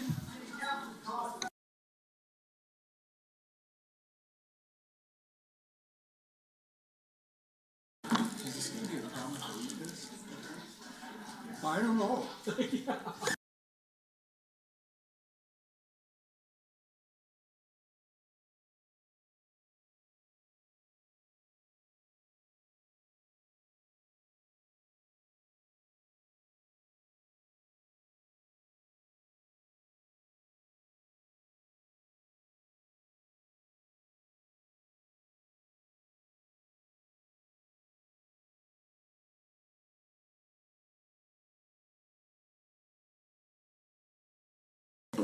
Actually, we're waiting on one council member. I thought I saw her in here, but we'll wait for Member Russell.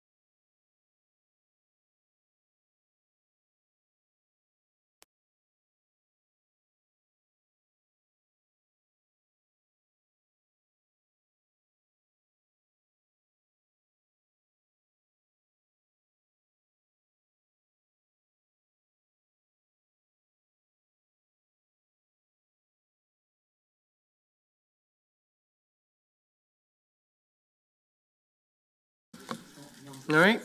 Thank you, everyone. We are now back. We're moving on to agenda item 9. This is consent agenda items. Looks like 3 items have been pulled. 9A2, 9C1, and 9C5 have been pulled.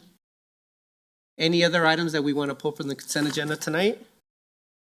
Seeing none, can I get a motion to approve 9A1, 9A3, and 9C2, 3, and 4? So moved. Thank you, Member Noonan-Camp. Could I get a second? Second.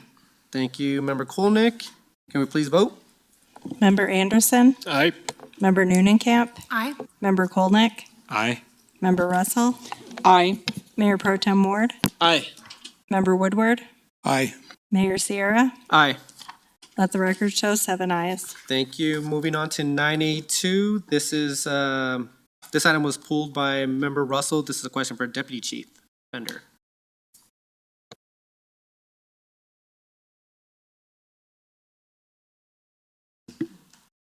Evening, Mayor, members of council. I know you've read the council communication. I'll just briefly go through some of the background on that for you, and then we'll talk a little bit about the critical response vehicle. So this MOU is a MOU between us and the Douglas County Sheriff's Office. The Sheriff's Office was awarded a federal grant through UASI, and UASI is the Area Security Initiative, and they gave the South Metro area a grant to buy the Rook, which is an armored response vehicle. Douglas County is going to be the keeper of this vehicle for the entire South Metro region, to include Colorado Springs. So what this is it's a formality for the Sheriff's Office to have an MOU with all the jurisdictions that they could potentially respond to this vehicle with for the federal grant. So having said that, the reason that that we are requesting this MOU to be approved is just because it is just another tool that we seriously hope to never use. I hope to never call for this vehicle to come into the city. But if I do, it's going to be because there is a extreme risk to life. And this vehicle is, I would almost refer to it as a smaller version of our current armored rescue vehicle, the Bearcat, which has proven itself time and time again since we purchased it several years ago. It saved officers' lives in July. It took gunfire in July and saved officers' lives within the Bearcat. This Rook gives us the ability to take armor, rifle-rated armor, to a second and third story to get close to potentially windows, patios, somewhere we might need to do negotiations with a suspect almost face-to-face. We can deliver hostage negotiation equipment. We can get eyes onto something we may need to look at. It's got capability to move vehicles that are potentially containing explosives. We can use the Rook to move a vehicle to a safer area. There's just all sorts of unique capabilities that this vehicle has that if, God forbid, we have to use it, we would be able to potentially save lives. Thank you so much, Deputy Chief. Member Russell, do you have any further questions or? Well, just, I think you kind of answered it. So potential situations could be like the Aurora shooter that time. He had booby trapped his apartment. Is that? Absolutely. That would have been an incredible piece of equipment had they had that. They would have been able to get eyes into that apartment from the outside on the third floor, and it's explosive rated, so that would have been extremely safe for those first responders. Okay. So, I mean, I was just, when I saw the pictures of it, it was a little concerning that we would necessarily need that, and I just was interested to know what type of situations we would use it for. Again, it's such a unique piece of equipment that it would have to have a unique situation for us to request that piece of equipment. Okay, thank you. Yes, ma'am. Any further questions for Deputy Chief? Seeing none, can I get a motion to approve 9A2? I'll move 982. Thank you, Member Woodward. Could I get a second? Second? Thank you, Member Noonencamp. Any further comments? Seeing none, can we please vote? Member Anderson? Aye. Member Noonencamp? Aye. Member Kolnick? Aye. Member Russell? Aye. Mayor Pro Tem Ward? Aye. Member Woodward? Aye. Mayor Sierra? Aye.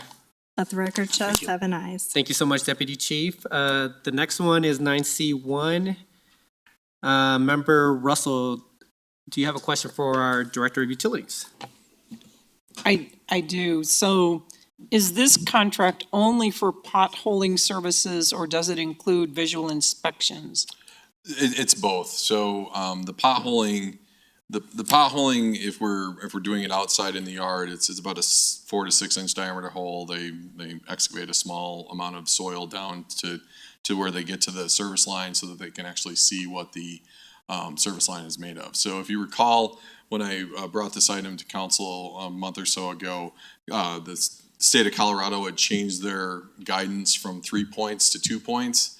And so where we are able to work with the homeowner to get inside to visually inspect on the inside, we will do that. This contract will do that. If we can't do that, we'll do it on the outside on either side of the curb stop. So we'll at least have 2 points that satisfy that need. Additionally, the number that we were originally anticipating doing was 500.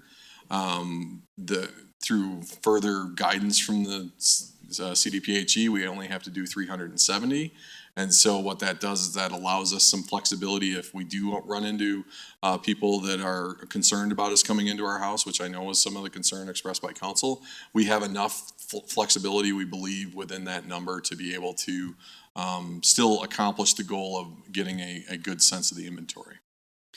And are most of the houses in a certain area of Englewood, or are they really spread all across Englewood? It's a random distribution through the entire service area. So it's not even the city of Englewood, it's the Englewood Water Utility Service Area, which extends beyond the city of Englewood in a number of areas. We have about 400 or 500 external to the city boundary customers that are part of this overall assessment because they are part of that water service network. And apparently we do have records that we could figure out some of the inside information from that, correct? Yeah. And that's been done. So that's the first step in this is we go off of our records to see when it was installed, what year the building was constructed, because that gives us a time frame. And if it was built in 1949, for example, that one has probably a higher likelihood of being lead than something that's built in 1970. And so we did that first round of assessment, and then that narrows it. And then we just basically go layer by layer. And now we're at the point where we'll do a random distribution of potholing and visual inspection on those lines to then utilize an algorithm to help translate that up throughout the entire service area to help us understand what the inventory actually is. Okay, thank you very much. I appreciate that. Any further questions from members of council? Seeing none, can I get a motion to approve 9C1? I'll move 9C1. Thank you, Member Woodward. Could I get a second? Second? Thank you, Member Noonencamp. Any further comments? Seeing none, can we please vote? Member Anderson. Aye. Member Noonencamp. Aye. Member Kolnick. Aye. Member Russell. Aye. Mayor Pro Tem Ward. Aye. Member Woodward. Aye. Mayor Sierra. Aye. Let the record show 7 ayes. Thank you. Moving on to 9C5. Member Russell, do you have a question for our city manager? I absolutely do, and I think this is something that council needs to talk about in public, because this was pretty much decided in one-on-ones with the city manager. My question is, exactly what services is the city providing for these residents on Bellevue, and what services are not being provided? Thank you, Mayor. Thank you, Member Russell. I don't believe this was ever on my agenda for council one-on-ones, but did get council direction at the end of the meeting about 2 or 3 weeks ago from a majority of council to proceed with this resolution. What it does is close that sidewalk. That sidewalk is not ADA accessible because it does have Excel power poles that come down and bisect the sidewalk in a way that it does not meet the 36-inch required distance for a wheelchair to go around. So the first action that this resolution takes is to close that sidewalk to pedestrian traffic. Secondly, it exempts that all of the owners that back up to that sidewalk from maintaining it, as it is on a busy state highway. We have had a report of one injury, an appeal to a hearing officer in municipal court where that injury was revealed.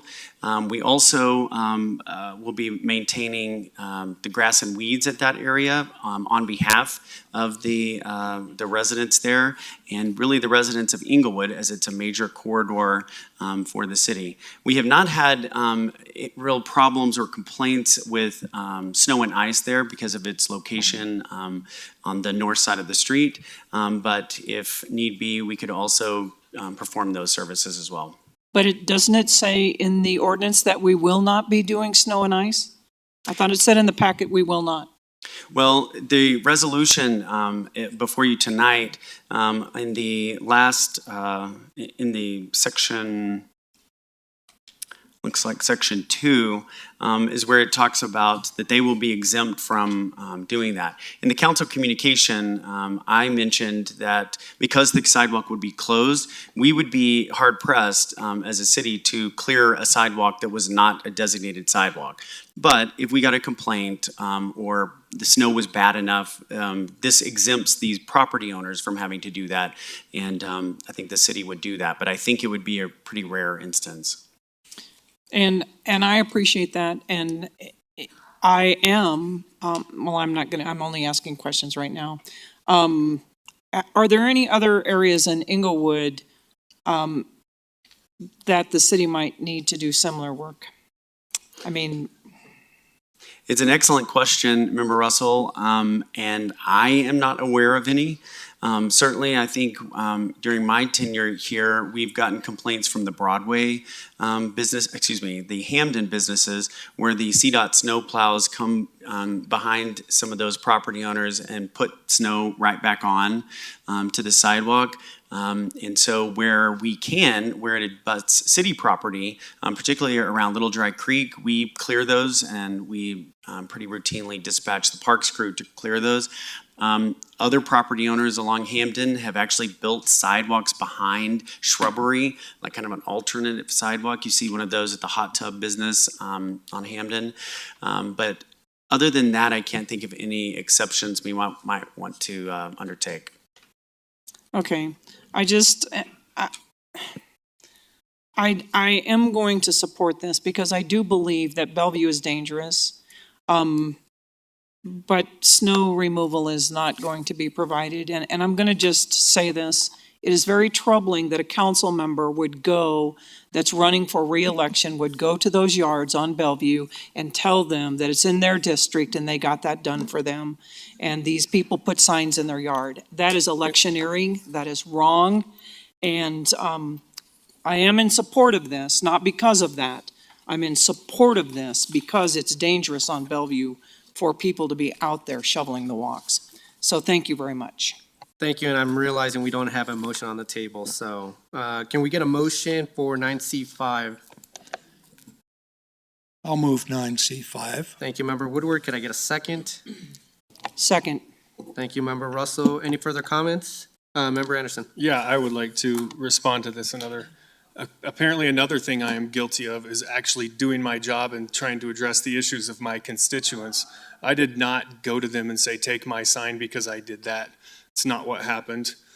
Some of them did approach me, but that is not how I operate. This is my job, is to take care of the concerns that my constituents have. This is something that has been a problem for a long time, and I worked with council to get the problem solved. Thank you, Member Anderson. Member Woodward? Yeah, I would just like to say, and I am in agreement with what Mr. Anderson did there, because like I had said before, when I first went on council in 2004, it was the very first council request I did was to have those weeds removed because it was so unsafe. Additionally, I believe that we ought to close down that sidewalk, period. No pedestrians on that sidewalk on the north side. It's that dangerous. It is totally different than the Hampton and coming along Delaware, Cherokee. Totally different. You have a place to jump to, a place to get away from, all kinds of things. You don't down there on Bellevue. So I know exactly how unsafe that is. Thank you, Member Woodward. Any further comments? Seeing none, can we please vote? Member Anderson? Aye. Member Neunenkamp? Aye. Member Kolnick? Aye. Member Russell? Aye. Mayor Pro Tem Ward? Aye. Member Woodward? Aye. Mayor Sierra? Aye. Let the record show 7 ayes. Thank you. No public hearing items for tonight. Moving on to 11A1. This is a ban of live cat and dog sales at retail. Up here is our city attorney, Tamara Niles.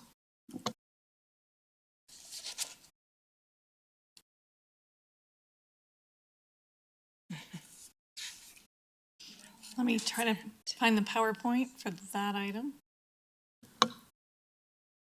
Okay. Says the presentation was from our summer intern, Justin Merhar. As you will recall, we first presented on this matter in July. The exact date is in your packet because several citizens came to City Council and requested that we consider legislation that would permanently prohibit the live sales of dog and cat within the city of Englewood. The theory behind it is that puppy mills are inhumane, and when we allow mills or inhumane breeding situations to then be sold in commercial outlets at the city of Englewood, we are indirectly supporting a largely inhumane industry. Similar bans have been enacted in 12 Colorado municipalities already. We then completed some pretty significant public outreach to make sure there would be no unintended consequences. We reached out to all the pet stores in town. Nobody currently sells live dogs and cats. We reached out to the Humane Society. We reached out to some breeders, and nobody was opposed, largely because it doesn't impact anybody attempting to sell animals. So we drafted a proposed ordinance that would have a section for a prohibition on retail sale of dogs and cats, which does prohibit pet stores from selling live dogs and cats, but it has some exceptions, specifically animal shelters. Obviously, the goal is to adopt those out so they can continue to be paid for the adoption of an animal, nonprofit organizations, adoption events at a pet store by a shelter or a nonprofit organization, and then home breeders if the conditions of the breeding can be observed in person, so any purchaser can be assured that the animal they are acquiring was bred in humane conditions. We did previously bring this to City Council, and they chose not to proceed, but we also did not have a full City Council at the time. We are required to have 4 yes votes in order to adopt an ordinance here in the city, and I believe we had 3 yes votes due to a lack of a full City Council. So we were requested to bring it back again, and by consensus approval by City Council, we are doing that tonight. The reason, or one of the reasons that it wasn't adopted last time is because there are already some state regulations regarding this. Our animal control officers felt that we didn't necessarily require a specific law in the city of Englewood, but it is a symbolic step to join the other 12 Colorado municipalities that have done so to say it loud and clear, this is not okay in the city of Englewood. Thank you, City Attorney Niles. Any questions from members of council? All right, seeing none, can I get a motion to approve 11A1? I'll move 11A1. Thank you, Member Woodward. Could I get a second? I'll second that. Thank you, Member Kolnick. Any further comments? Member Anderson. Yeah, I just want to say I'm happy to see this back. I'm still not supportive of it, but I think it's better to do this with a full council. I don't like to see an ordinance killed because of lack of the people. Thank you, Member Anderson. All right. Seeing no further comments, can we please vote? Member Anderson? Nay. Member Newnenkamp? Aye. Member Kolnick? Aye. Member Russell? Aye. Mayor Pro Tem Ward? Aye. Member Woodward? Aye. Mayor Sierra? Aye. Let the record show 6 ayes. Thank you very much, City Attorney, or excuse me, City Clerk. And actually, right back to the City Attorney. We are at 11A2. This is the first reading for the Unified Development Code. Actually, I'll start with the question, City Attorney, why is this back on first reading? Can you provide us a little bit of guidance there? Yes, happy to do so. Of course, we had a first reading on the Code Next ordinance last week on September 11th. After the meeting on Tuesday, the consultant that drafted the ordinance or the proposed Title 16 language notified us that there were 2 items that required clarification from council that weren't clear during the meeting. And they were both regarding amendments. One regarding an amendment regarding ADU, and then the other one was regarding the amendment regarding an appeal to BOAA. As previewed during public comment, as originally drafted, there was a provision that said certain appeals would go to planning and zoning. There was an amendment to change that to BOAA to better align with the scope of each board under our charter. But elsewhere, it stated that those appeals would then go to city council. But by our city charter, BOAA appeals are direct to the courts. It's subject to judicial review only. So the consultant reached out to community development then reached out to me. And because these weren't specifically made, while we think that was the intent of city council, just as staff, we don't feel comfortable assuming that was city council's intent. So we brought it back tonight for clarification. Thank you very much, City Attorney. So you're really just looking for clarification on what was meant with some of the changes that were requested last week. Yes, and when it's municipal code that I draft, when you make a motion and during discussion, I will often ask for clarification as to the meaning of the motion that addresses it at that time. But instead, we're bringing it tonight. Sounds great. Thank you very much, City Attorney. Any questions for members of council or anyone want to chime in? Go ahead, Member Anderson. Well, I guess my question is, do we need to make amendments that correct the things that we did incorrectly last time? Not entirely clear. If you provide clarification as to this was our intent, this is what we all voted on, staff just didn't capture it, then we would be happy to proceed. Alternatively, City Council could just make a second motion to adopt the ordinance approved on September 11th, to specifically remove an appeal to City Council from a BOAA decision and to correct the issues that's on your council communication regarding the ADU section citations. And that would be fine too. If you make the motion to amend, then this would count as then the first reading tonight. And then we would have to have a second reading 7 days after first publication. By code, 7 days is 24-hour cycles. So then we could have the second reading potentially next week, as long as it's after publication time tonight. Anything else? Member Woodward. Thank you. 16-4-4B.3, there shall be at least 2,000 square feet of lot area for each unit, including the principal dwelling unit. I just want to verify that I'm reading this correctly, or at least understanding it. So if there's 2 ADUs and the principal building, residence, that would be 6,000 square feet of lot, correct? 2,000 for each one?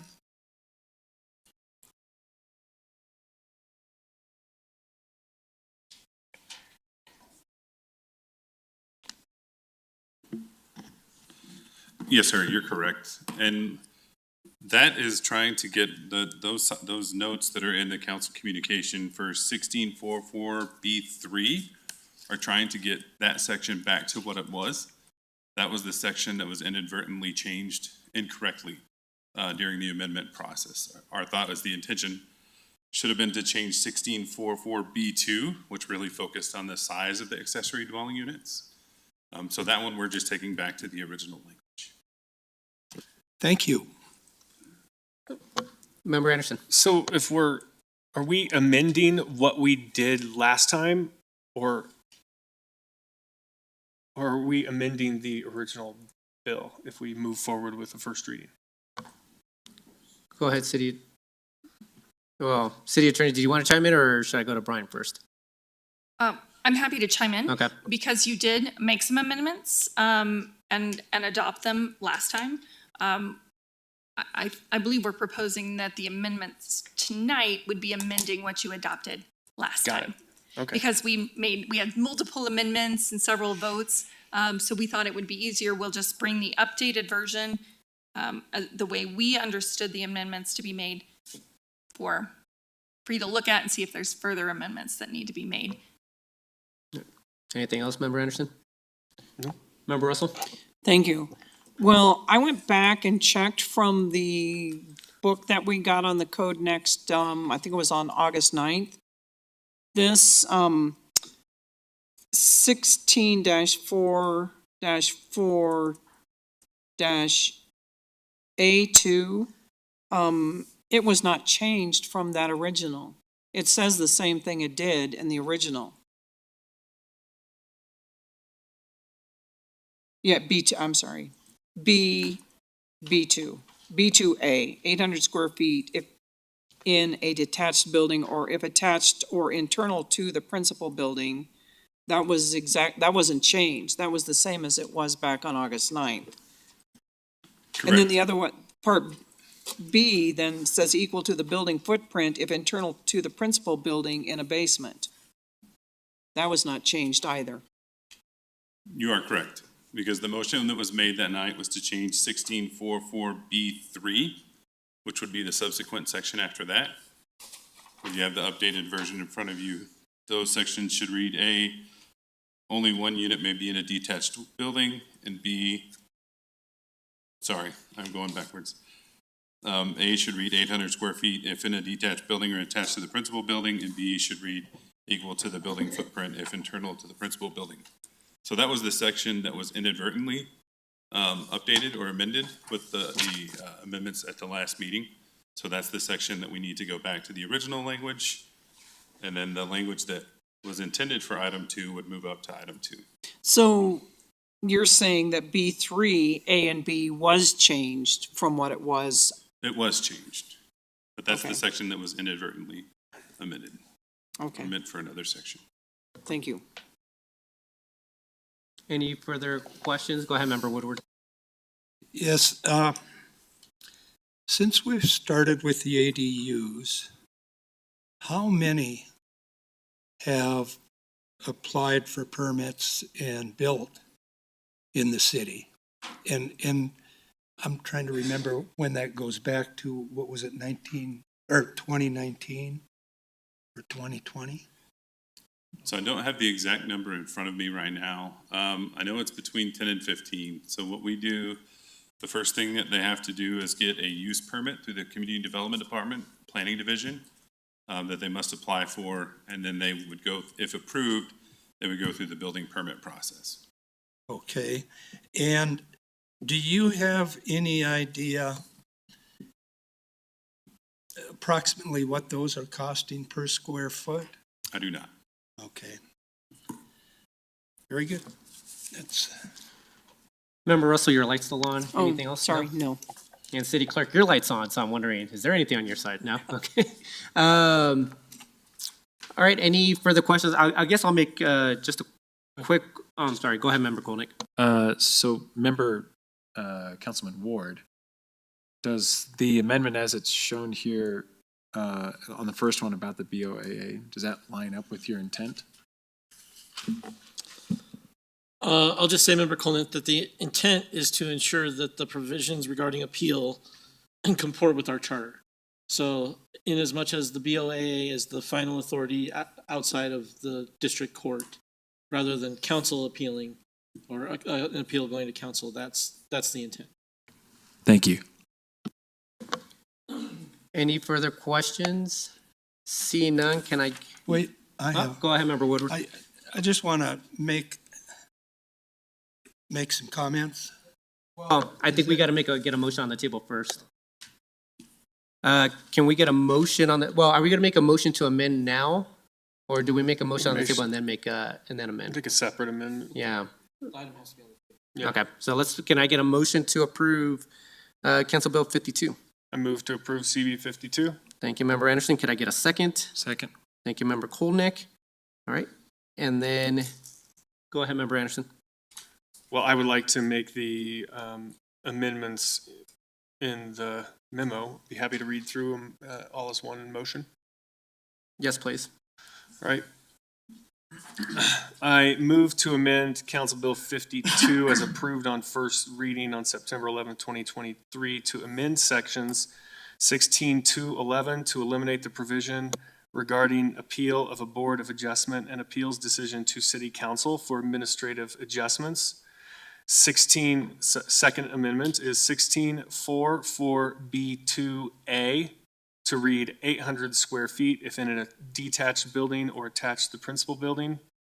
Next amendment, amend 1644B2B to read equal to the building footprint if internal to the principal building. Next amendment, amend 1644B3A to read only one unit may be in a detached building and then next amendment is 1644B3B to read there shall be at least 2,000 square feet of lot area for each unit, including the principal dwelling unit. Those last two amendments being undoing the error that I had inadvertently made. Mr. Ison, did we capture those all correctly? Were those? There should be one more, amend section 1644B3 to read. That's right. Detached houses in the R2B and MUR3 districts may have multiple accessory dwelling units as indicated in table 5.2 provided. So that's kind of the precursor okay. to 3BA and 3B. So amend section, I'll add to my amendments, amend section 1644B3 to read detached houses in the R2B and MUR3 districts may have multiple accessory dwelling units as indicated in table 5.2 provided. Thank you, Member Anderson. Could I get a second on that amendment? Second. Thank you, Member Kolnick. Any further comments? Go ahead, Member Russell. I'd like to remove the last piece of the amendment so that we could vote on it separately. The 1644. The B3, the Right, detached houses in the R2B. Yes, yes. So you like to make an amendment to the amendment to vote on that separately? Right. Could I get a second on that? I'll second that. Thank you, Member Woodward. All right. Any further comments? Can we please vote? Member Anderson, Nay. We're voting on whether we're Removing. that from my other amendments. Correct. Okay. Thank you. Member Noonenkamp, Aye.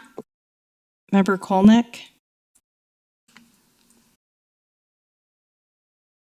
Nay.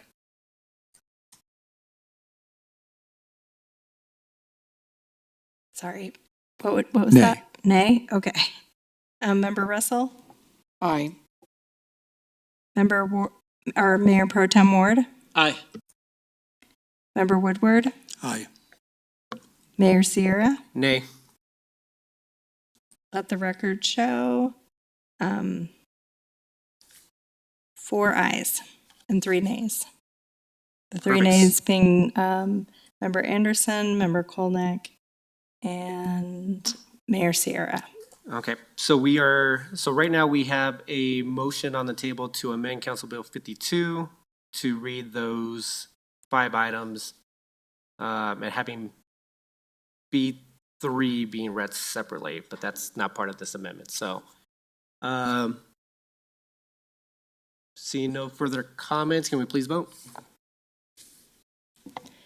Member Anderson, Aye. Member Noonenkamp, Aye. Member Kolnick, Aye. Member Russell, Nay. Mayor Pro Tem Ward, Aye. Member Woodward, Aye.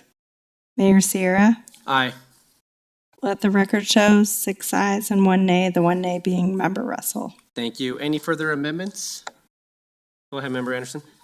I move to amend Council Bill 52, 1644B3B to read there shall be at least 2,000 square feet of lot area for each unit, Yep. including the principal dwelling. Member Anderson, that one has already been, that was I already thought part of the that's the one amendment. she removed. No, the one that was removed was just B3, the detached houses in the R2B. Yeah, so Okay.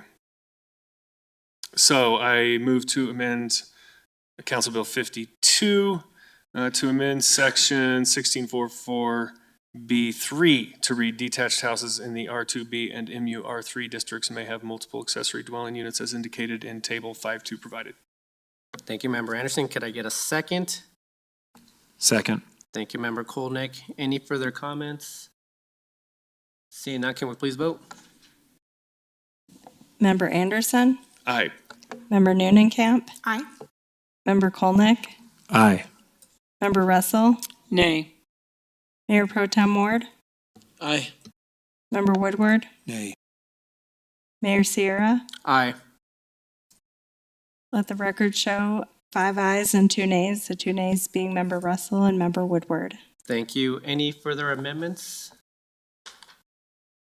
Seeing none, can we just, go ahead, Member Woodward. Yeah, I would like to go back to, and I would like to change the parking situation. That one off-site parking for the first unit, the first accessory dwelling unit, is required. And I've just brought Arapahoe County accessory dwelling unit fact sheet that they voted on and passed, I believe it was July 11th, went into effect September 12th for unincorporated Arapahoe County. Unincorporated Englewood in Arapahoe County is probably larger and more populated than the city of Englewood in Arapahoe County. They incorporated one where we're sitting now. But I would just like to read some of these things from this fact sheet from them, if I may. Okay.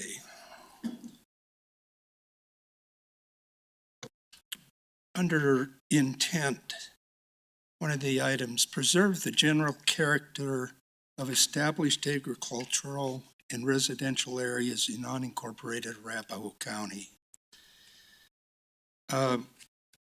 Next one. All ADUs are subject to the following requirements. An ADU shall be under the same ownership as the principal dwelling unit. An ADU shall not be sold independently of the principal dwelling unit on the parcel. An ADU shall not be allowed on a lot or parcel unless the principal single-family dwelling unit is being used as such. An ADU shall not be used or occupied short-term, which is considered to be for periods of fewer than 30 days. Also, under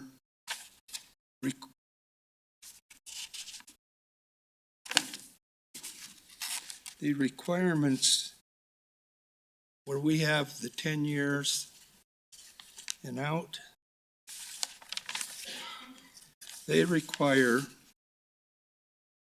before obtaining a certificate of occupancy for an ADU, the property owner of record shall record a deed restriction on the lot or parcel proposed for an ADU with the Arapahoe County Clerk and Recorder in a form acceptable to the Director of Public Works and Development and/or the county attorney that imposes the following restrictions on the lot or parcel. The ADU shall not be sold separately from the principal dwelling, nor shall the lot or parcel on which it is located be subdivided unless such subdivision is reviewed and approved in conformance with provisions of this code. The ADU shall be restricted to the approved size. The certificate of occupancy for the ADU shall be in effect only so long as the property owner of record resides in either the principal dwelling or the ADU, subject to any temporary waiver granted pursuant to paragraph 18B above. The deed restrictions are binding upon any successor in ownership of the property, and the deed restrictions shall lapse upon removal of the ADU and upon written request by the property owner. And I guess I'm saying, now why would they have that restriction? And my guess is, and I haven't verified it, exactly what I said last week, because after 10 years and somebody wants to sell these, it's going to be an investor that is going to outbid a homeowner to purchase it. So I would like to propose, one, that we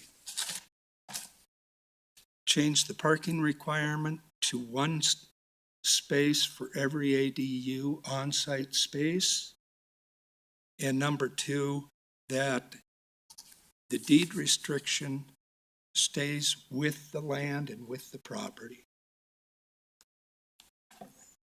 Are you making a motion? I am making a motion. Second. Thank you, Member Woodward. Thank you for the second. Member Russell. So we have a motion to require one space on site for an ADU. And also a motion for basically the owner occupancy is what you're saying, right? Owner occupancy, Correct. 10 years. Yep. You said 10 years, but. Well, no, that's what it currently is. 10 years is what we have. Okay. Okay. I'm seeing a nodding of no.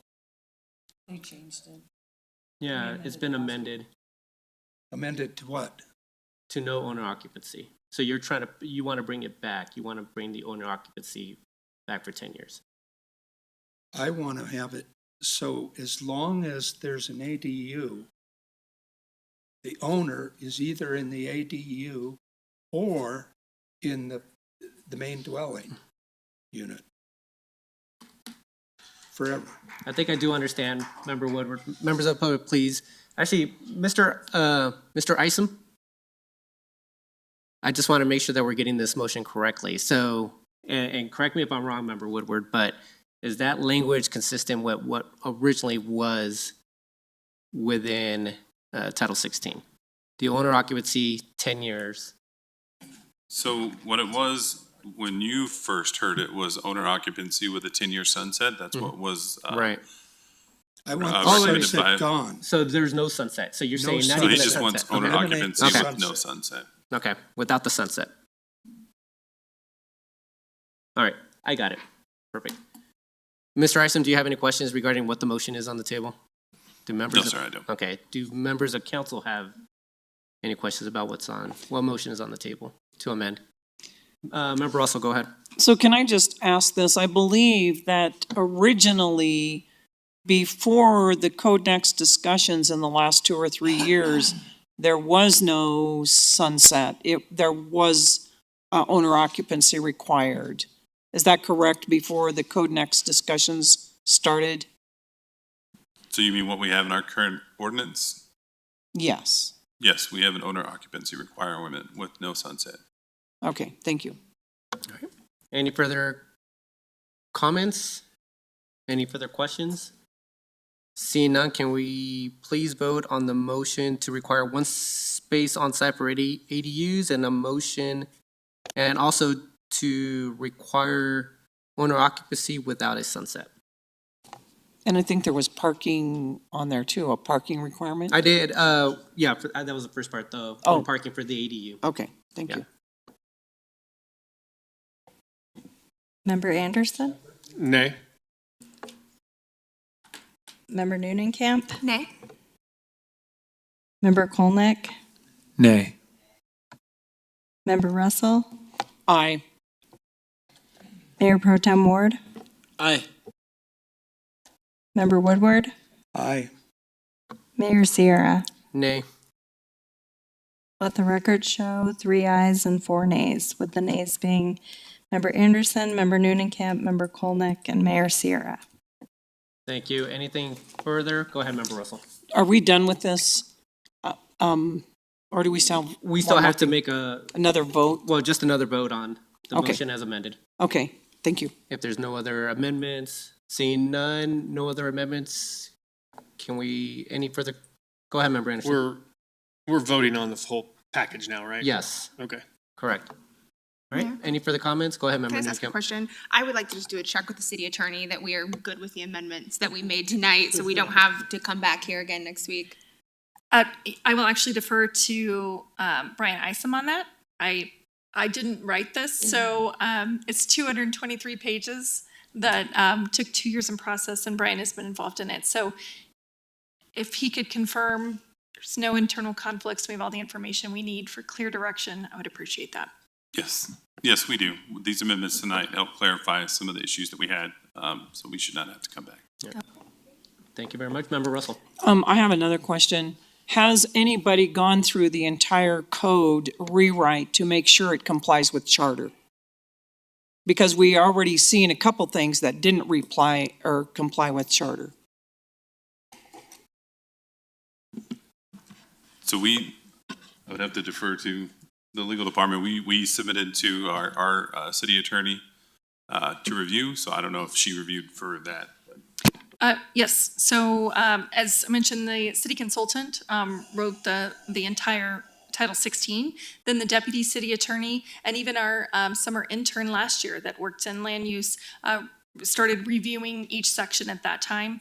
Then the deputy city attorney gave it a final review early this summer, if not late spring, and then I did so as well, and once through. So how did you all miss the Board of Adjustments going to City Council instead of, how did that get missed? Because I think there was a valid basis upon which it could go to P&Z after specifically considering Mayor Pro Tem Ward's discussion regarding BOAA. I agreed with him that it better aligned with the BOAA duties as described in our charter. However, I think there was a valid argument made that it could have been heard by P&Z as well. It just better aligned with BOAA.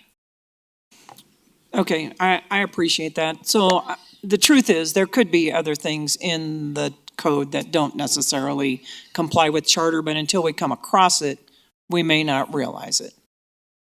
I mean, that happens with some of our other code too.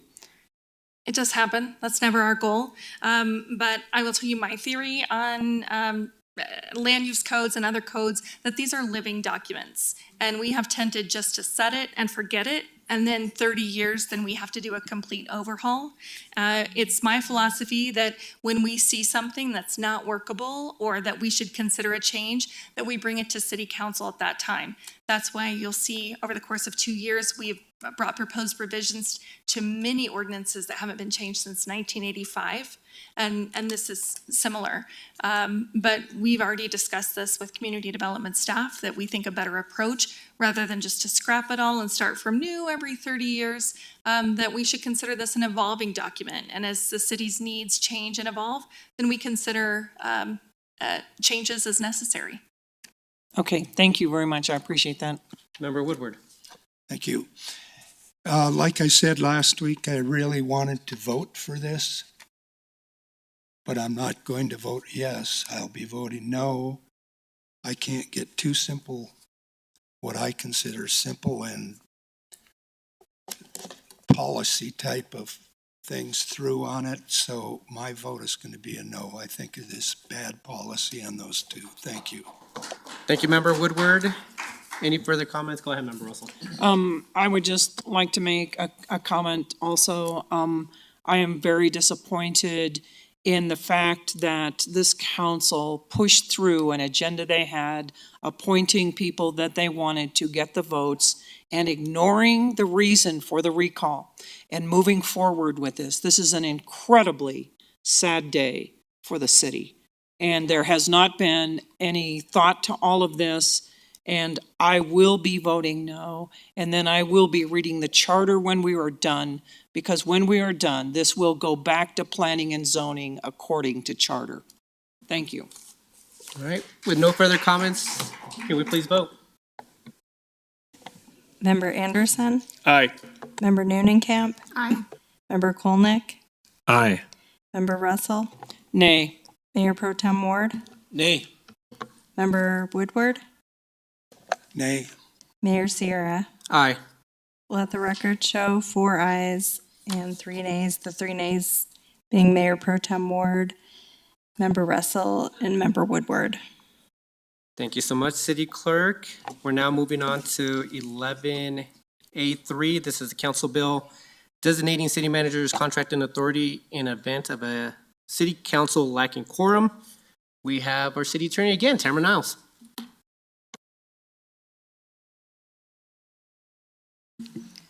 Thank you, Mayor.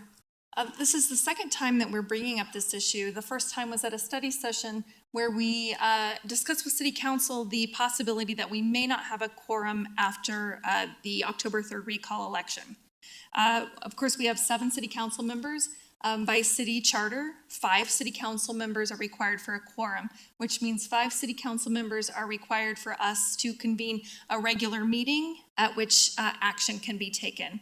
So if 3 City Council members are no longer on the dais as a result of the recall election, then we could lack a quorum of the 5 members. So we did the study session presentation to discuss this issue and to discuss some potential ways the city could consider authorizing staff to take some actions that by municipal code are otherwise reserved to city council. Of course, if there is a requirement of city charter, that's a requirement of city charter. There's nothing we can do about it, such as the quorum requirement of 5. But our municipal code, which is adopted by city council, contains provisions regarding contracting specifically that states most contracts can be approved by the city manager, but some have to be brought to city council. City council did express concern. We had a proposed framework of city staff authority in the event of a lack of quorum. City council did express some significant concerns regarding the scope of that authority. And so we revised it and reduced it for a significantly reduced proposal.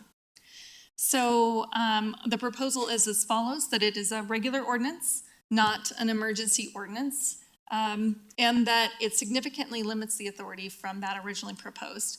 And I do want to say the city manager wanted to make this as limited as possible for any proposal. He was certainly, nobody likes the idea of expanded staff authority, but we were brainstorming on ways where we could still sign contracts, for example, to ensure the city still functions in a potentially a 2-month time period without a city council quorum.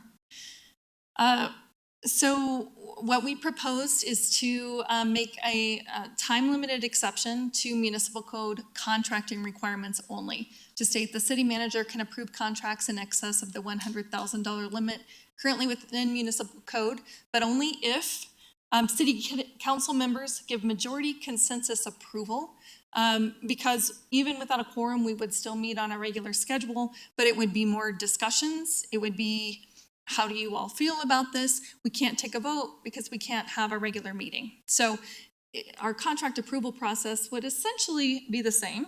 City staff would still bring these contracts to whoever is sitting on city council and receive consensus approval as to whether or not to move forward. And only if approval delay would negatively impact city finances, property, health, safety, or welfare. Duration would also be proposed to be limited only to the period when city council lacks a quorum, which we anticipate at most would be October 4th to December 4th. To prepare for this, we looked at what are all of the contracts that we know that are in excess of $100,000 that require council approval. We have attempted to bring all of those to you, which is why our agendas are so packed right now. However, there's some we know about that we can't bring back yet because they're still subject to the request for proposal solicitation process. So here's our outstanding solicitations right now, along with the department. You can see how many contracts we really enter into. And these are also include some contracts in negotiation. Also some expiring contracts. After we created the spreadsheet, Trudy Peepgrass in Finances Procurement was able to produce all of this information in very short order. And so we reached out to all the departments to say, if there's any of these you can bring now, do it. So you can see you're seeing some of these on your agenda now.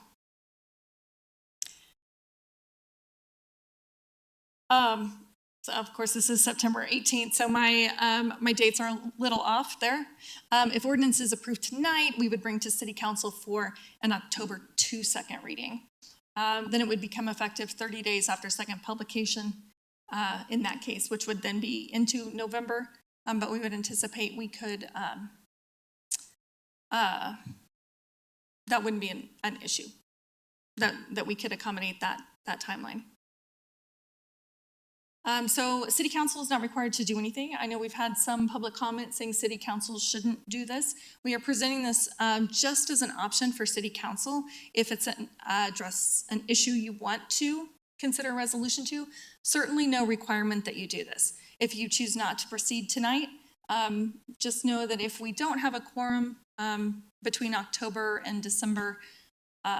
Some contracts may not be approved that we have identified we otherwise need to, unless they fall within the city manager's emergency authority for contracting. Thank you very much, City Attorney Niles, for the presentation. Any questions from council? Go ahead, Member Kolnick. If these contracts aren't approved in that month, will these just wait until a full city council is in place, or will they pretty much expire? Or will these RFPs like just not be awarded? We're hopeful that any RFP deadlines can be extended in time. Worst case scenario, we could potentially have to rebid some things, and we don't know if prices go up or go down. We also have some on-call contracts that are expiring. In that case, we would have to evaluate, does the service rise to the level of an emergency that the city manager has authority under our charter to act in times of emergency? So we would have to make that analysis contract by contract. Mayor Pro Tem. This ordinance appears to be in perpetuity. So in the event that at some point in the future, we have another situation where council lacks a quorum, this ordinance would go into effect. And my question is, can we add a sunset provision so that we're not making decisions for a future council? And we solve a temporary problem with a temporary solution rather than adopting a permanent solution to a potential temporary problem? We certainly can. I try to think about something can happen in the future again, which is why I wrote that it would apply only if there's no city council quorum, but it wasn't written to apply only to this lack of city council quorum that may happen in 2023. Thank you. All right.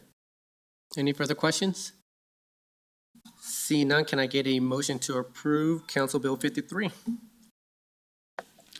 I'll move Council Bill 53. Thank you, Member Woodward. Could I get a second? Second. Thank you, Member Nunekamp. Mayor Pro Tem. I'd like to propose an amendment. So I move to amend to add a sunset provision to this ordinance, that the ordinance would sunset or be subject to automatic repeal at such time as council had a full quorum subsequent to the election, the duly elected replacements. Go ahead, City Attorney. We anticipate that we would achieve a full quorum no later than December 4th, 2023. So we could specifically write on there, let's say there's some issue with the county and they can't certify our election results. Perhaps we could say it expires January 1, 2024. Perfect. January 1, 2024 it is. Thank you, Mayor Pro Tem. Could I get a second? Second. Thank you, Member Nunekamp. Any comments? Can we please vote? Member Anderson? Aye. Member Nunekamp? Aye. Member Kolnick? Aye. Member Russell? Aye. Mayor Pro Tem Ward? Aye. Member Woodward? Aye. Mayor Sierra? Aye. Let the record show 7 ayes. Thank you. Any further amendments? Any further comments? I'll make a quick comment. So I will be voting against this council bill. I guess I'm taking it from a principled point of view. Just the fact that there is a threat of a recall, I don't believe that should limit me from actually participating in the vote during that recall. So I still feel that I should be voting on the items that come in front of us, such as Code Next, any infrastructure projects, the budget, all the items that have been stated as part of the reason for the recall. I still feel, since I am in this seat, that I should be voting for those projects. This is a little bit different. This is like if there is a successful recall, this is me providing an approval to move forward with the contracts that members of the public have stated they have an issue with. So for me, I am going to be voting against this because I feel that this is me providing guidance if a recall is successful. So I will be a no vote tonight. No, we voted on the amendment. So the motion now is the motion, I guess now, Mayor Pro Tem, do you have anything to add? Yeah, I just wanted to respond a little to those comments, because I'm looking at yes. I think ultimately, I have a duty to the city to ensure that we can provide services as effectively to the people as possible. And, to hobble the city's ability to execute contracts and potentially deliver necessary services to our residents, subsequent to a recall, is difficult for me to swallow. This does have a safety net in that the city manager is not entitled to act unilaterally. He is required to discuss these in study session with whichever members of council remain and secure a majority consensus, which would be 3 members, in order to proceed with those contracts. So I'm comfortable that it secures the proper balance between ensuring continuity of government, but also securing appropriate control from the members of the legislative branch that remain, which is why I'll be a yes on this tonight. Thank you. Thank you, Mayor Pro Tem. Member Noonekamp? Thank you, Mayor. I just want to acknowledge your principled perspective here, and while I definitely understand where you're coming from, we are in unprecedented times here, and we're trying to figure out how we do this well and how we serve the people of Englewood best. If this ordinance were going to, rubber stamp decisions that we have made while we were on council, then I think I would be where you're at. But given what Member Ward also just said, that ultimately it will still be council direction and it will be the members of council who will be on the dais if we are no longer here, and that if they cannot reach, majority, that work would not move forward, then I do think that people are still getting direction from the council members who remain, and so that's why I'll be a yes vote tonight, but I understand where you're coming from. Thank you, Member Noonekamp. Anyone else? Go ahead, Member Kolnick.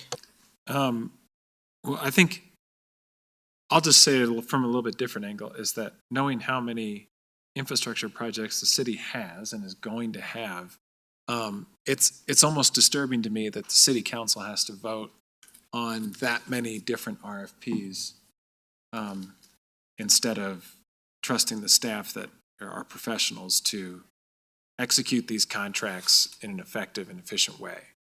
To that Please, point, members of the public, sorry, go ahead.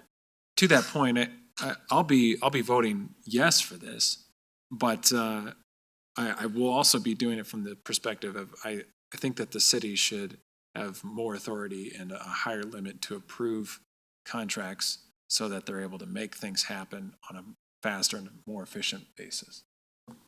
Thank you, Member Kolnick. And with that, can we please, go ahead, Member Woodward. In addressing that, what Council Member Kolnick just mentioned, I think possibly some of our limits may be too low. The number of 100,000, how far does that go back? When did that go into the charter? And it's in municipal code, not in charter. Okay, in the code. Is it 2015? Okay. Well, they were last revised in 2019, I believe, and it was quite controversial even to get up to 100,000. But we are one of the lowest dollar amounts in the state. For a budget that we have, it seems really low to me, and especially in a case like this or in a case of an emergency. I'll be voting yes. If I'm going to err, I'm going to err on the side of caution. And so I'm for this. Thank you. Anyone else? Can we please vote? Member Anderson? Aye. Member Noonekamp? Aye. Member Kolnick? Aye. Member Russell? Aye. Mayor Pro Tem Ward? Aye. Member Woodward? Aye. Mayor Sierra? Nay. Let the record show 6 ayes and 1 nay, the 1 nay being Mayor Sierra. Thank you very much. City Attorney Niles, you're right back up. So we're moving on to Council Bill 55. This is the MOU with the EDDA to authorize acceptance of EDDA funds for city community improvement projects. Getting your steps in.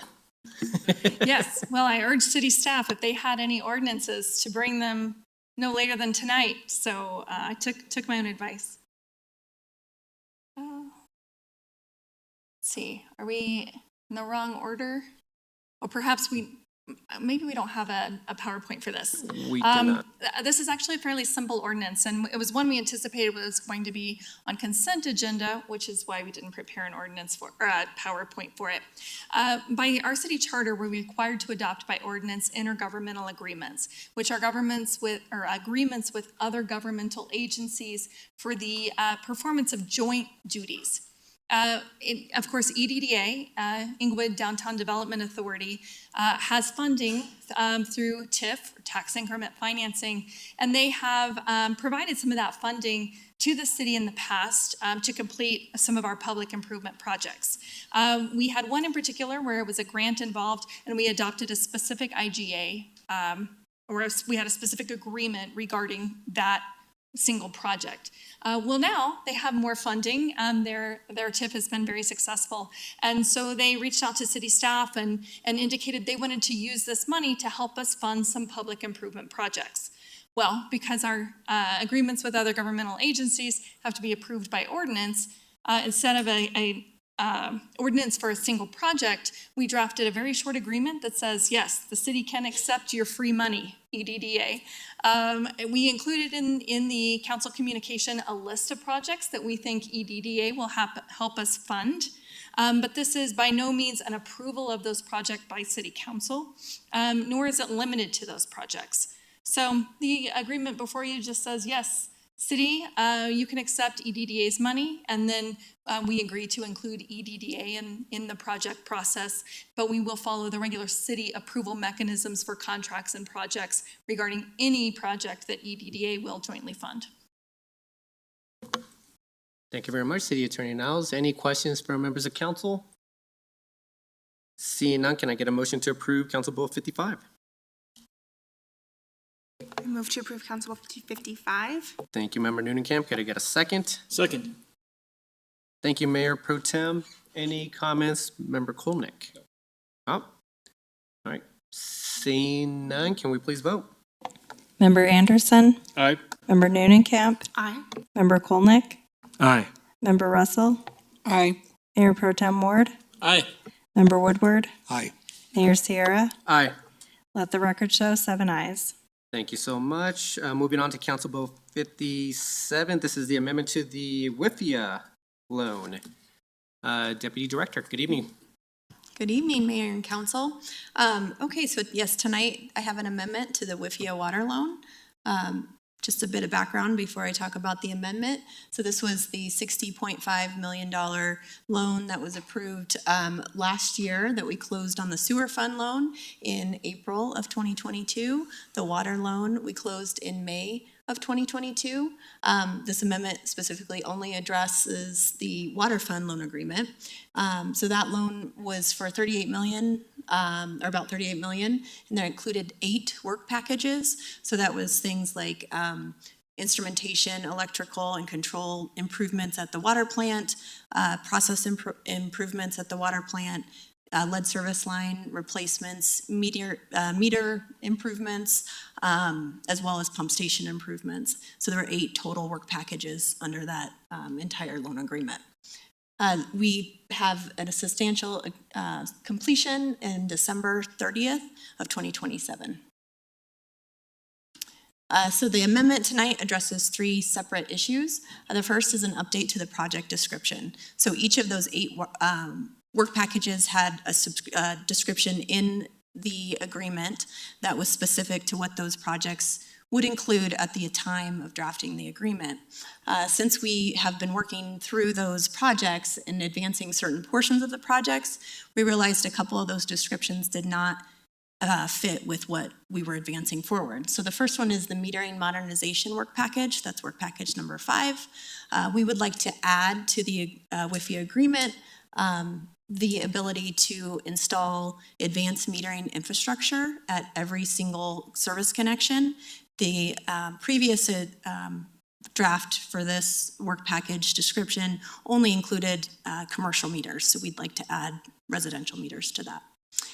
The other update to a project description is the utilities operations complex.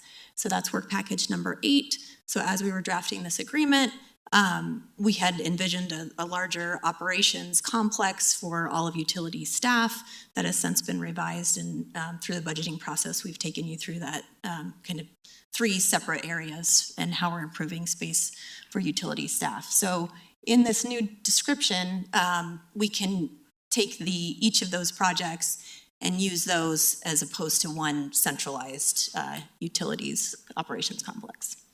The updated budget, it really only adds to the metering modernization line item, and we're adding $2.4 million to that.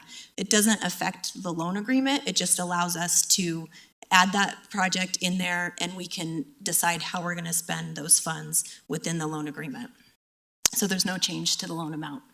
The final piece of the amendment is the construction schedule update. As we're working through these projects and executing on the capital that we've planned, we decided to push out some of the end dates to that December 30th, 2027 date. WIFIA was, or the EPA that administers the WIFIA loan, they were fine with that. They said, you have that entire time to execute all those projects under that, under the agreement. The Water and Sewer Board approved this agreement, or recommended this agreement in their September 12th, 2023 meeting. With that, I'll open up for questions. Thank you, Deputy Director Stone.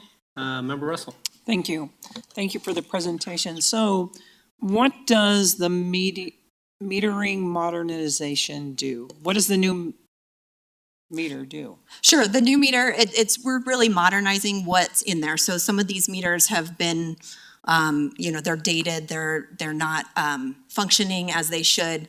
They're not really, we can't fix them, we can't perform maintenance on them, as well as, newer modern meters. So the advanced infrastructure, or the advanced meter infrastructure is a meter that is operated on a cell service, so we're able to get readings from that directly. We don't have to walk those routes or drive those routes that we currently do now. So it's really the latest technology in metering for billing services. It's not like smart meters in your electrical box, or No, is it? It's a smart meter for water usage. So you can shut it off too? We won't have that capability to do that from a computer with our current proposal. That way we would still follow the same shut-off process that we have now. Okay. Because I want you to have processes. Sure. So, all right. Thank you. Member Kolnick. How much time does any given staff person spend doing meter reads? Sure. So we have a field services section in our O&M division. There's a supervisor and then 4 full-time employees for meter reading, and they are out doing reads 3 weeks out of the month. We bill in quadrants, so there's 3 quadrants, even though it's not 4. They're named quadrants. So they go out each week and read meters for the usage from the month before. And then on that off week, there's service appointments for maintenance of meters, installation of new meters, replacing electronics, that kind of thing. Mm-hmm. So these staff will have just a lot more time to not be reading meters. That's kind of what I'm hearing you say. I know AMI collects, there's a lot of data that they can collect. What other ways is the city hoping to leverage that data beyond just measuring flow? Sure. And I'll address that from the city's perspective and as well as the customers. So once the new billing software is rolled out, the customer will have the ability to really see their water usage and have a history of what that water usage looks like. And this metering infrastructure, metering replacements help support that.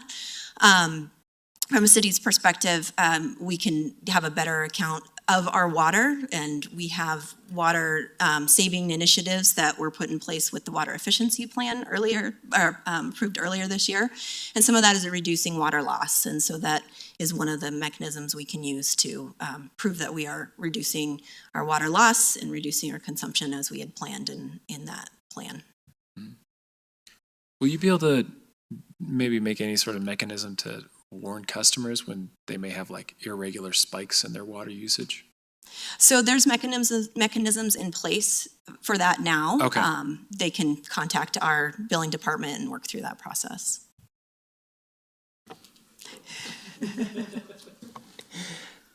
Mayor Pro Tem. I just want to make sure I understand the reason why we need to pass an ordinance on this. This is effectively us approving a change to the scope of work? It is. It's changing that description for those two work packages. It's just refining that description. And do we need consent from the EPA or the grant awarder as well on that? Correct. So they were the ones that drafted this amendment to the Okay. contract. So we've been working with them over the last several months refining that project. Okay, so they're expecting us to do this? Exactly. And so once, if approved by city council, then the EPA would set a closing date and we would reclose on this portion of the amendment. Okay, but that's without any change to the loan terms? Correct. Okay, great, thank you. Any further questions? Seeing none, can I get a motion to approve Council Bill 57? I'll move Council Bill 57. Thank you, Member Woodward. Could I get a second? I'll second. Thank you, Member Kolnick. Any further comments? Can we please vote? Member Anderson? Aye. Member Noonan-Camp? Aye. Member Kolnick? Aye. Member Russell? Aye. Mayor Pro Tem Ward? Aye. Member Woodward? Aye. Mayor Sierra? Aye. Let the record show 7 ayes. Thank you. Moving on to Council Bill 59. This is the agreements and temporary construction easement for McBroom Ditch Crossing. Mayor, I need just a 5-minute break. Okay. Do you? Apologize. Yeah, we'll take a My 5-minute mouth is break. getting It's very dry. 10:05. Yeah. Come back at 10:05. Thank you.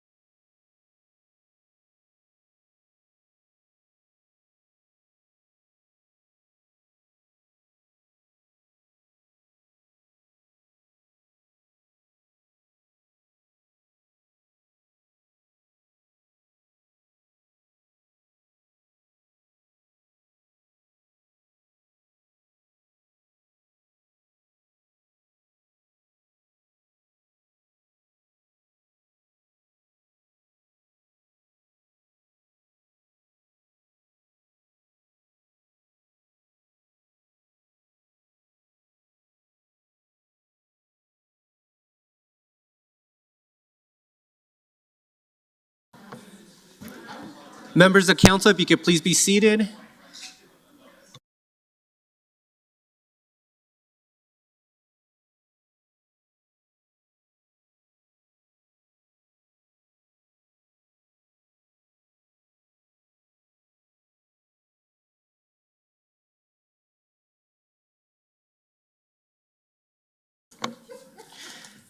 All right, thank you, everyone. We are now back. We're back to Council Bill 59.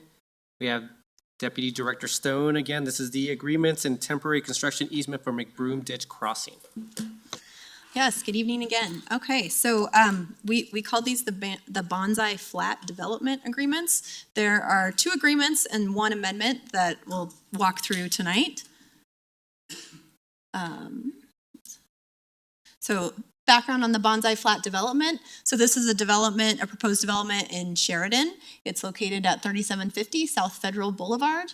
It's a development for 149 affordable apartment units. The water would be served by Denver Water, and the sanitation would be transported from Sheridan Sanitation District Number 1 for treatment at South Platte Renew. So in the map here, you can see the proposed development outside of the city of Englewood limits, which is shown in pink, and then the location of South Platte Renew.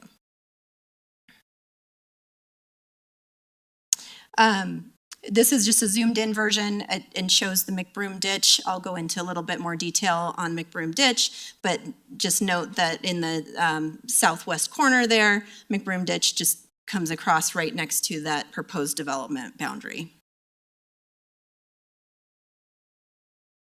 Sorry, this is being a little slow. We're not advancing at all.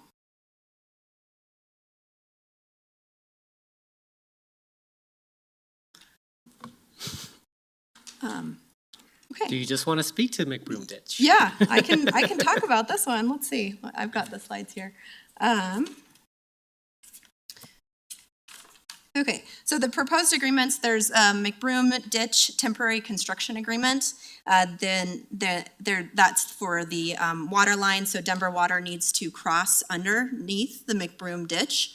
And when I say ditch, this is a piped ditch, so this is piped throughout the entire reach of McBroom, of the alignment. And then there's a sewer connection agreement that we are just looking, they're just looking for us to consent to. And then there's an amendment to the connector district with Sheridan number 1. So the McBroom Ditch, I'll give you a little background. It's owned by the McBroom Ditch company. Englewood is the president and major shareholder of that ditch. And it is piped along the alignment, which it conveys water from Brayer Creek to the Union Avenue pump station, so we can pull water out of there and send it to our treatment plant. There are several shareholders. There's us as the city of Englewood, and then 4 others. Mullen High School is the only shareholder that, other than us, that pulls water off of there. So the Denver Water main crossing, Denver Water is proposing an 8-inch water main to serve this development. It would be installed by the developer. The temporary easement that we are looking for approval tonight allows the developer into our easement for the McBroom Ditch and ensures that we have the ability to inspect the construction, as well as puts any liability to damage on the McBroom Ditch on the contractor. And then in the Denver Water, there we go. Let's see if it can. Oh, if you can forward to the Denver Water main crossing slide. There we go. Again, Denver Water acknowledges our easement in the agreement between Denver Water and the developer for service for this development. This just shows why there's a temporary construction agreement. It's 25 feet wide, and then Denver Water's main would be 2 feet below the McBroom Ditch. Next slide. Again, the temporary construction easement sets the terms and conditions for the work that needs to happen within that easement. This was approved by the McBroom Ditch shareholders during a meeting on September 8th of this year. Next slide. So moving on to the sewer side of this development, just a quick overview. There are 19 sanitation districts that send wastewater for treatment at South Platte Renew. Englewood and Littleton each hold contracts with these connector districts. Englewood holds 13 and Littleton holds 8 contracts. 2 of those districts connect through both of the cities. This for Sheridan number 1, the standard connector agreement was executed in 2013. Next slide. The proposed agreements for the sewer service is that sewer connection agreement. That's really just between Valley Sanitation and Sheridan number 1. So Sheridan number 1 sends their wastewater to Valley's interceptor. The interceptor then sends it to South Platte Renew for treatment. They're just looking for Englewood's consent on this agreement. And then because Sheridan number 1 is increasing their service area, their actual space from the service area to add this agreement, we requested that they update Exhibit A of the connector district agreement, which is what the amendment does tonight. So all 3 of these agreements and the amendment were approved by the Water and Sewer Board at the September 12th meeting. So with that, I'll open it up for questions. Thank you very much, Deputy Director. Mayor Pro Tem. The new wastewater being transferred to the plant is only going to be residential waste from this development? Correct. Great, thank you. Any further questions? Seeing none, can I get a motion to approve Council Bill 59? I move to approve Council Bill 59. Thank you, Member Noonan-Camp. Could I get a second? Second it. Thank you, Member Woodward. Any further comments? Seeing none, can we please vote? Member Anderson, Aye. Member Noonan-Camp, Aye. Member Kolnick, Aye. Member Russell, Aye. Mayor Pro Tem Ward, Aye. Member Woodward, Aye. Mayor Sierra. Aye. Let the record show 7 ayes. Deputy Director, thank you very much. And now we're starting with the budget. Culmination of 6 months, 7 months of work. Director of Finance Jackie Lowe is here to start us off with Council Bill 61. This is the budget ordinance on first reading. Yes. Yeah, good evening, Mayor and Council. Staff requests Council to approve 5 ordinances related to the 2024 budget. The first one, I don't have a PowerPoint slide, but everything where I'm going to talk about is in your package, in your ordinance. The first ordinance is City of Englewood's 2024 budget.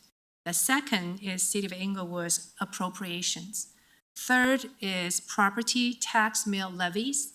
Fourth, South Platte Renew 2024 budget. Number 5, South Platte Renew 2024 appropriations. Thank you very much, Director Lowe. Any questions from members of council? Go ahead, Member Russell. Thank you. We're on the 2024 budget ordinances, first reading.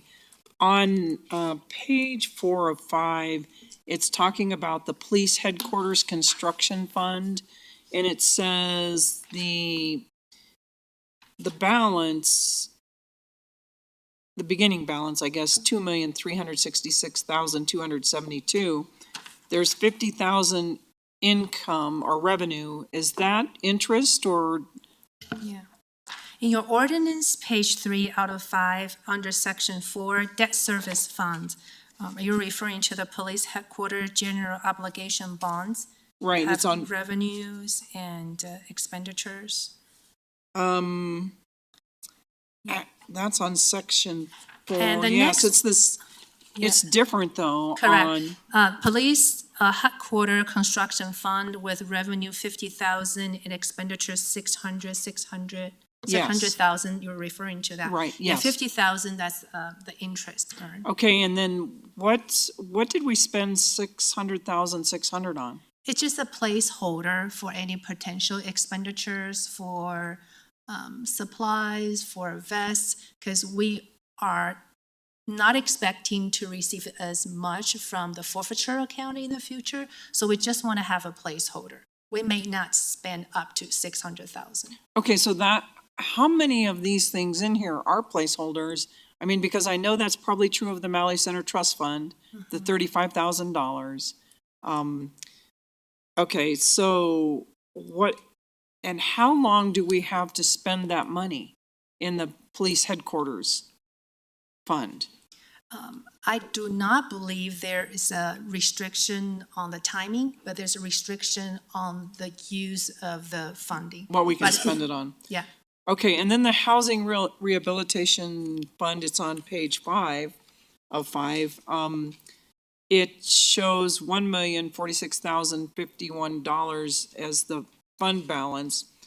Then where do the revenues come from for that, the $140,325? Yeah, that one I'm not as familiar. Let me see if the budget administrator is online. Okay. Hi, Jackie. Can you hear me? This is Jenny Nolan. Yes. She Can you is. hear me Jenny, can okay? you hear us?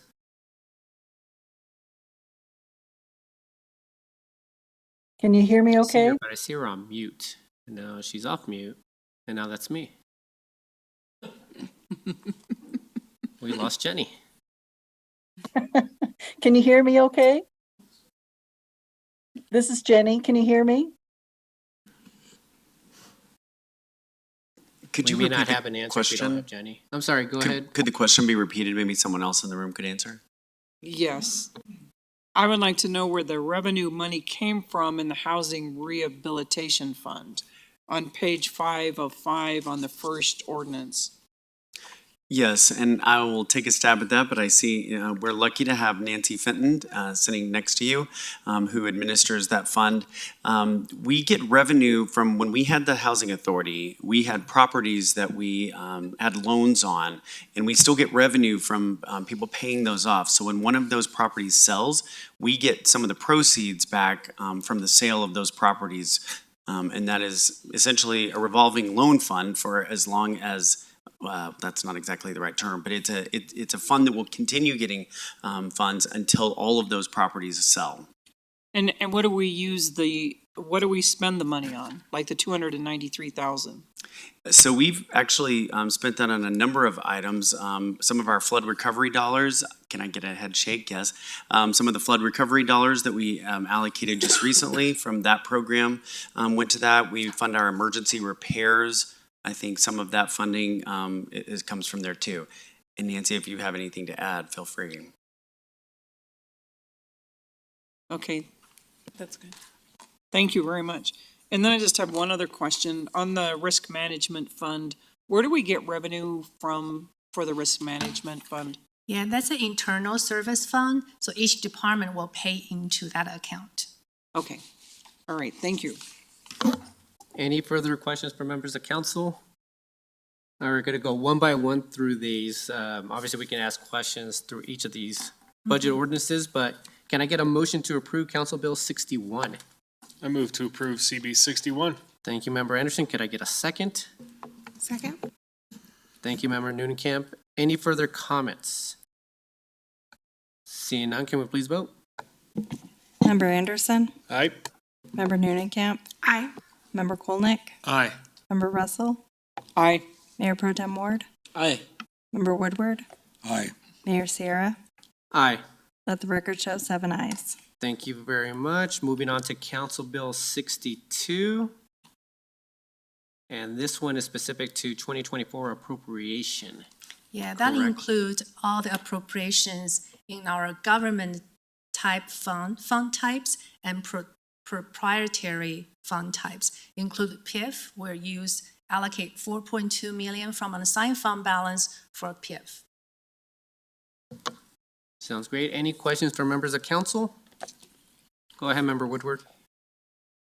Yes, is the fire contract in with the police or? Correct. Okay. So that 27,610,000, I think that represents about almost 37%. So you are referring to under police, the Correct. total dollar amount appropriation include the fire You're right. contract, yes. And I that, think it's averaging 3% increase every year. yeah, but I'm just looking at roughly 37% for police and fire for the city of the general fund budget. Correct. Thank you. Any further questions from members of council? Seeing none, can I get a motion to approve Council Bill 62? I'll move Council Bill 62. Thank you, Member Woodward. Could I get a second? Second. Thank you, Mayor Pro Tem. Any further comments? Seeing none, can we please vote? Member Anderson, Aye. Member Neunenkamp, Aye. Member Kolnick, Aye. Member Russell, Aye. Mayor Pro Tem Ward, Aye. Member Woodward, Aye. Mayor Sierra. Aye. Let the record show 7 ayes. Thank you. Moving on to Council Bill 63. This is specific to property tax mill levies. Yes. Go ahead, Director Lowe. Yeah. Any questions? I can give you a comparison. For 2023, you can see our property tax mill levy 5.88. That's for general fund operations. For police, it's 2.1, which is decreased from 2.5 mill levies from last year. And for 2023, we have final payment for our GO bond for Parks and Rec. The mill levy is 0.626, but we will not have any debt for our Parks and Rec. That's why you can see there's no mill levy associated with Parks and Rec. So the totals decrease from 3.13 to 2.1, decrease probably by 1 mill levy. Any questions for members of council? Seeing none, can I get a motion to approve Council Bill 63? I move to approve Council Bill 63. Thank you, Member Neunenkamp. Could I get a second? I'll second it. Thank you, Member Woodward. Any further comments? Seeing none, can we please vote? Member Anderson, Aye. Member Neunenkamp, Aye. Member Kolnick, Aye. Member Russell, Aye. Mayor Pro Tem Ward, Aye. Member Woodward, Aye. Mayor Sierra. Aye. Let the record show 7 ayes. Thank you. Moving on to Council Bill 65. This is the budget ordinance on the South Platte Renew. Any questions for members of council? Seeing none, can I get a motion to approve Council Bill 65? I'll move Council Bill 65. Thank you, Member Woodward. Could I get a second? Second. Thank you, Member Anderson. Any further comments? Can we please vote? Member Anderson, Aye. Member Neunenkamp, Aye. Member Kolnick, Aye. Member Russell, Aye. Mayor Pro Tem Ward, Aye. Member Woodward, Aye. Mayor Sierra. Aye. Let the record show 7 ayes. Thank you. Moving on to Council Bill 64. This is the budget ordinance for South Platte Renew appropriation. Any questions for Director Lowe? Seeing none, can I get a motion to approve? I move CB 64. Thank you, Member Anderson. Could I get a second? I'll second it. Thank you, Member Woodward. Any further comments? Oh, go ahead. I think this is an appropriate time to just acknowledge the work that staff has done over the course of this year. We're entering the last phase of our budget approval process today, and we started this in January. I want to thank everybody, all the citizen boards and commissions, all the staff members, everyone who contributed to this process, and most of all, I want to thank my peers on council for the cooperative and collaborative process that we went through this year. I think we get better at this every year, and I'm looking forward to a prosperous year accomplishing a multitude of the city's goals. Thank you, Mayor Pro Tem. Member Neunenkamp and then Member Anderson. Thank you, Mayor. I was going to say words similar to Mayor Pro Tem. I'm so grateful for our finance staff and the rest of the staff, everyone who's had input on the budget this year. This is one of the things that I'm so grateful when we have unanimous support, because it's something that we do together. It's the biggest thing that we work on all year. And we spend a lot of time, and our staff spends a lot of time making sure that we're stewarding those taxpayer resources effectively. The things that I'm especially proud of in this year's budget is how conservatively our staff budgets. We run actually a pretty lean operation in a lot of ways here, and they take that quite seriously, and I really appreciate that. That we're investing in our staff. We're investing in compensation this year in a way that's going to make this city more efficient and ultimately save taxpayer dollars in the long run, which I'm really proud of. And then also just significant continued investments in our infrastructure, which is something that I know we all take quite seriously. And I'm excited to see us take some big chunks out of some of those projects. So thank you so much for all of your dedication, all of your hard work. I'm really enthusiastic to vote yes tonight. Thank you. Member Anderson? So echo those comments as well. Thank you to the finance staff for all the work that's gone into this, and to the rest of staff. And I think we've produced a great product this year. You know, just know we have a well done budget. We got feedback. You know, positive. We've only gotten positive feedback on this budget. I'm happy with our capital improvements, and I think we're well set up for this next year. So thank you. Anything further from members of council? Seeing none, can we please vote? Member Anderson, Aye. Member Noonan-Camp, Aye. Member Kolnick, Aye. Member Russell, Aye. Mayor Pro Tem Ward, Aye. Member Woodward, Aye. Mayor Sierra. Aye. Let the record show 7 ayes. Perfect. Thank you so much, Director Lau. Thank you. The 2024 budget is ultimately a reflection of council's goals and priorities. Will definitely move forward and deliver results. Thank you for your guidance. Thank you, Director Lowe. All right, we're now moving on to, where are we at? 11C1. This is the selection of a facilitator for the Affordable Housing Task Force. We have Deputy City Manager Tim Dodd. Oh, okay. Thank you, Mayor and Council. While Deputy City Clerk Harkness is pulling this up, I'll just quickly start with an overview. As you know, obviously this spring you discussed the creation of an Affordable Housing Task Force. At one of your meetings, you discussed having staff look into the possibility of a facilitator. So we've done that this summer, and we have the results to share with you. We were asked to present a recommendation, so we will be presenting the staff's recommendation tonight. However, of course, it's up to council to decide whether you'd like to accept that recommendation, or whether you'd like us to go back to the drawing board, or whether you have other ideas on how you'd like to do facilitation of this task force. So we're not going to go through the background. You all were there and are aware of how it was created and the purpose. So facilitator outreach. So this summer, we had 3 fantastic interns who worked on this, and thank you to Nancy Fenton, who really coordinated a lot of this work. Based on referrals and research our interns did, there were 11 facilitators that we reached out to. 7 did not respond, 2 submitted proposals, 1 declined due to workload, and then 1 submitted a joint proposal with another facilitator. And the recommendation that we were requested to make, that we're making, is for an organization called G4 Strategies, with the 2 principals listed on the screen. And we did conduct 2 interviews with the 2 respondents, and it was Nancy Fenton and Deputy of Community Development, Director of Community Development Brad Power, and I, who were on those interviews. So G4 Strategies, not going to read the quote, but we were really impressed with them kind of for a couple of reasons actually, that I'll get into. But they were a really great mix of facilitation experience, but also background in affordable housing. So there are 2 principals. One of them really doesn't have as much housing experience, but her background is primarily in doing facilitation work. And the other principal has quite a bit of experience with affordable housing in the area. And so we were impressed with their facilitation skills, their background in doing facilitation. They came into the meeting with some great questions for us. They asked several questions about engaging the whole community and how to share things with the community and communicate with the community, so we were impressed by that.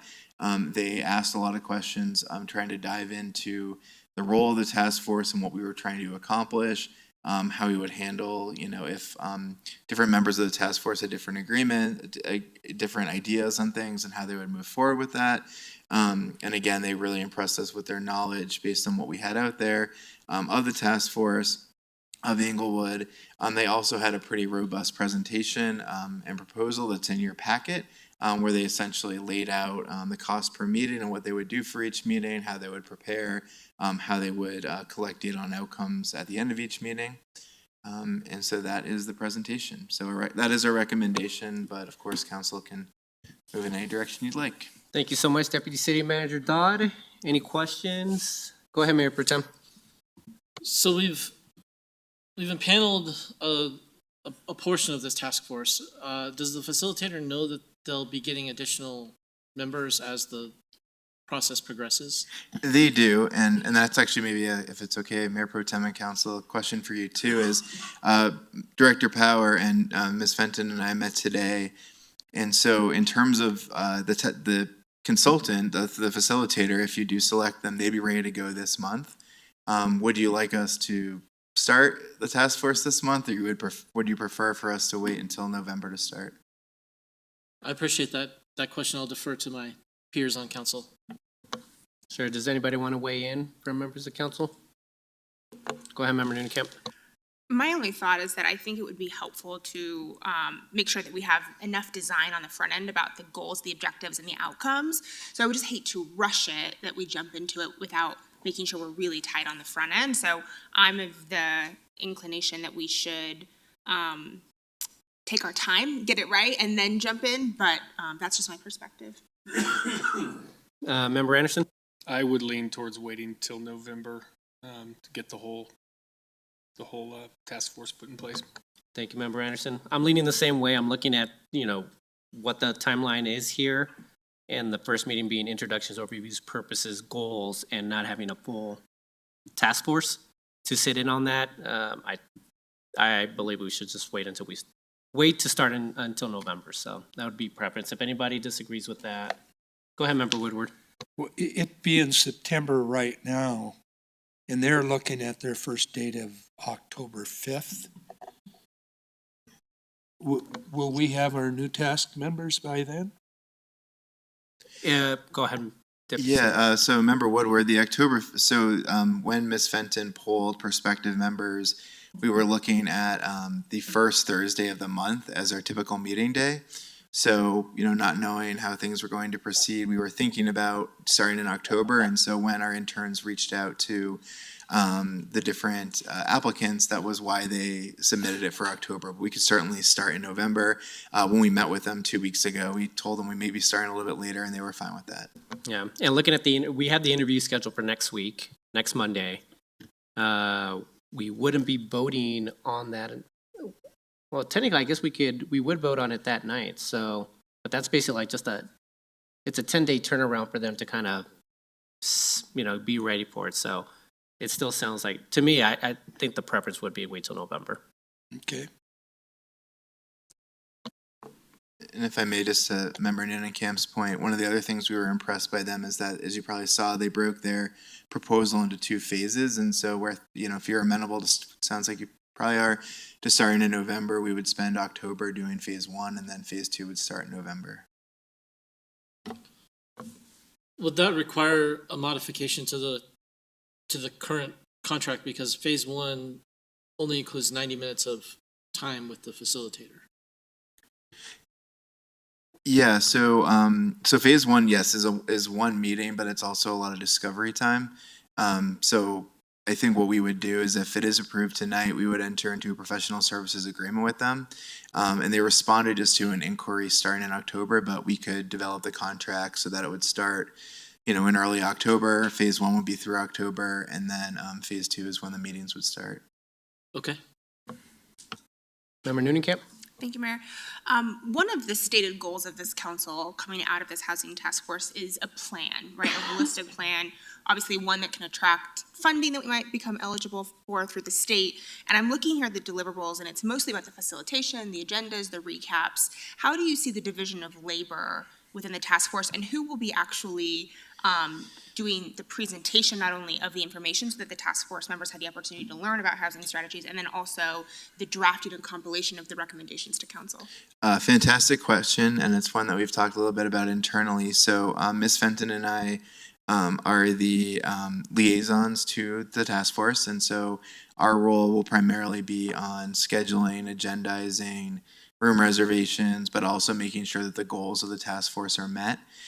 We also will be responsible for figuring out guest speakers, and so the way we had kind of scoped it based on the charge that you had created for the committee is that we would have maybe not every meeting, but a lot of meetings we would have different speakers on different topics.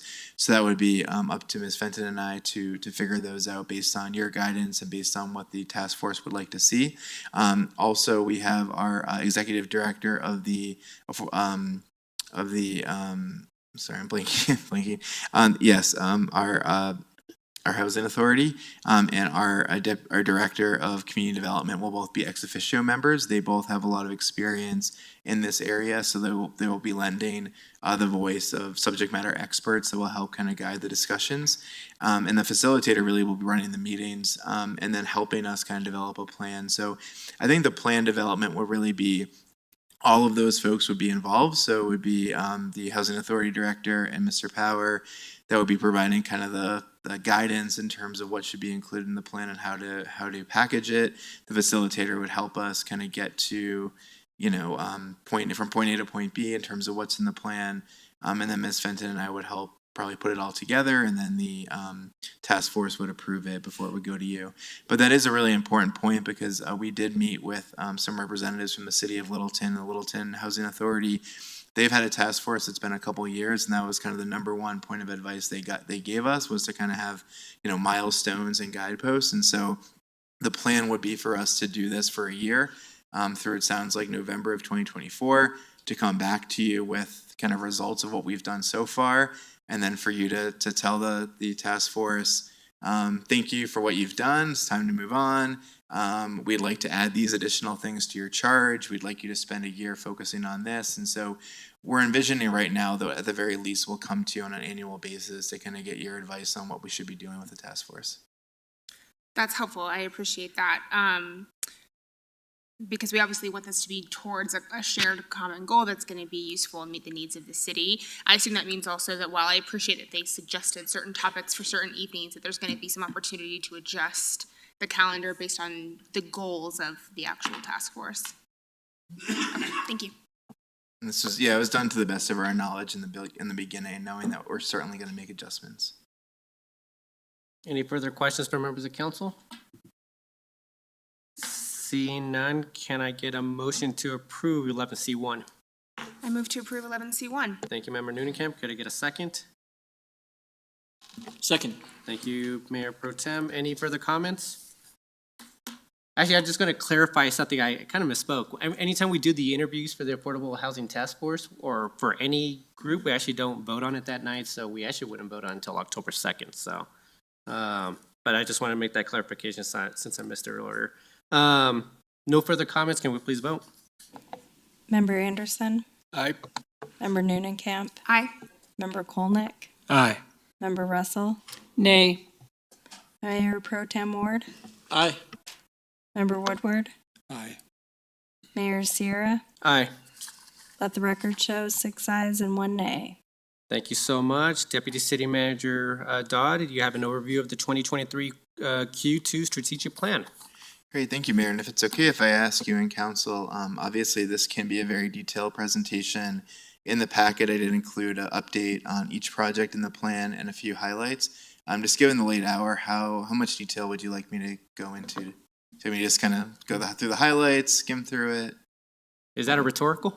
No, it's not at all. I think just high level overview, I think would be best. Just, okay. I don't think that we need much detail. Great, thank you. So one thing I would love feedback on at some point is that we did change up a little bit of the format that we're doing this. So we do have all the same data that you've always seen. However, we chose to highlight one project success story from each of the seven different outcome areas. We also are working with our IT department to hopefully kind of build in our communications department to build a better site based on a few examples we've seen that will make it more user friendly for the public to be able to access the status updates on these projects. So this slide just shows you where we're at. So we have 143 total projects. Just to note, as you're aware, the strategic plan also includes something called projects in development as well as performance metrics. The projects in development are reported on annually. The performance metrics are quarterly, but they're in their own dashboard that's on the city's website. So right now we're 2 quarters in, but really 1 quarter because we got started during the second, or right before the second quarter. So about 10% of the projects are delayed or on hold. 10% have been completed, and about 80% are in progress. I do want to point out of the ones that were delayed, several of them are in infrastructure and transportation, and they do relate to some of the transportation projects, specifically transportation safety, which is one of the main reasons, we were interested in trying to fund the traffic engineer position, because a lot of these are backed up because of staffing in that area. So I'm not going to go through in detail, but again, you see here on the screen some of the completed projects that we have, some of the delayed projects. We also, again, I wanted to highlight a few key initiatives in each area. So this one for community well-being, some of the work we've done related to the Bridge House Ready to Work program that you're aware of. It was a major part of our homelessness efforts and our workforce development efforts in that space. We also have focused on governance, and so governance really is the foundational one. It's about establishing, so this project is one that our intern Will Morris worked on this summer. It was in the budget that you're working through approvals on, and this is to create a what's called like an employee club or affinity group program that a lot of cities have that we feel will help kind of with employee engagement.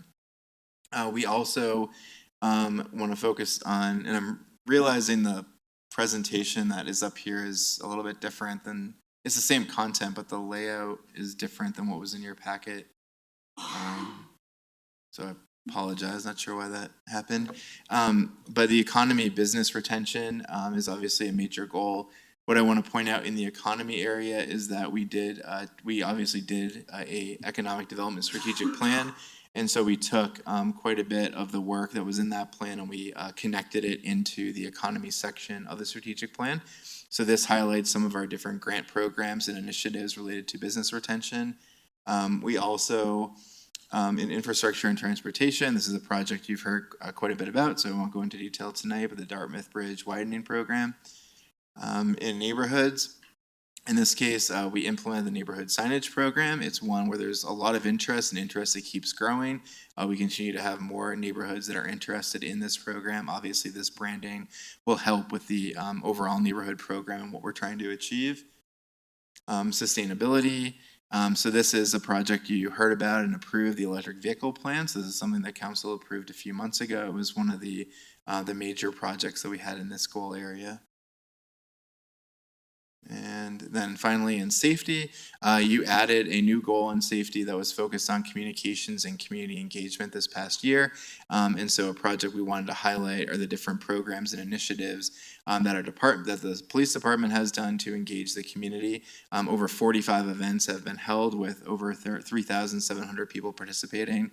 They're everything from popsicles with the police, coffee with the cops, and then some of them are focused on engaging members of the community in projects like the catalytic converter education nights, as well as engagement with some of the schools in our school district.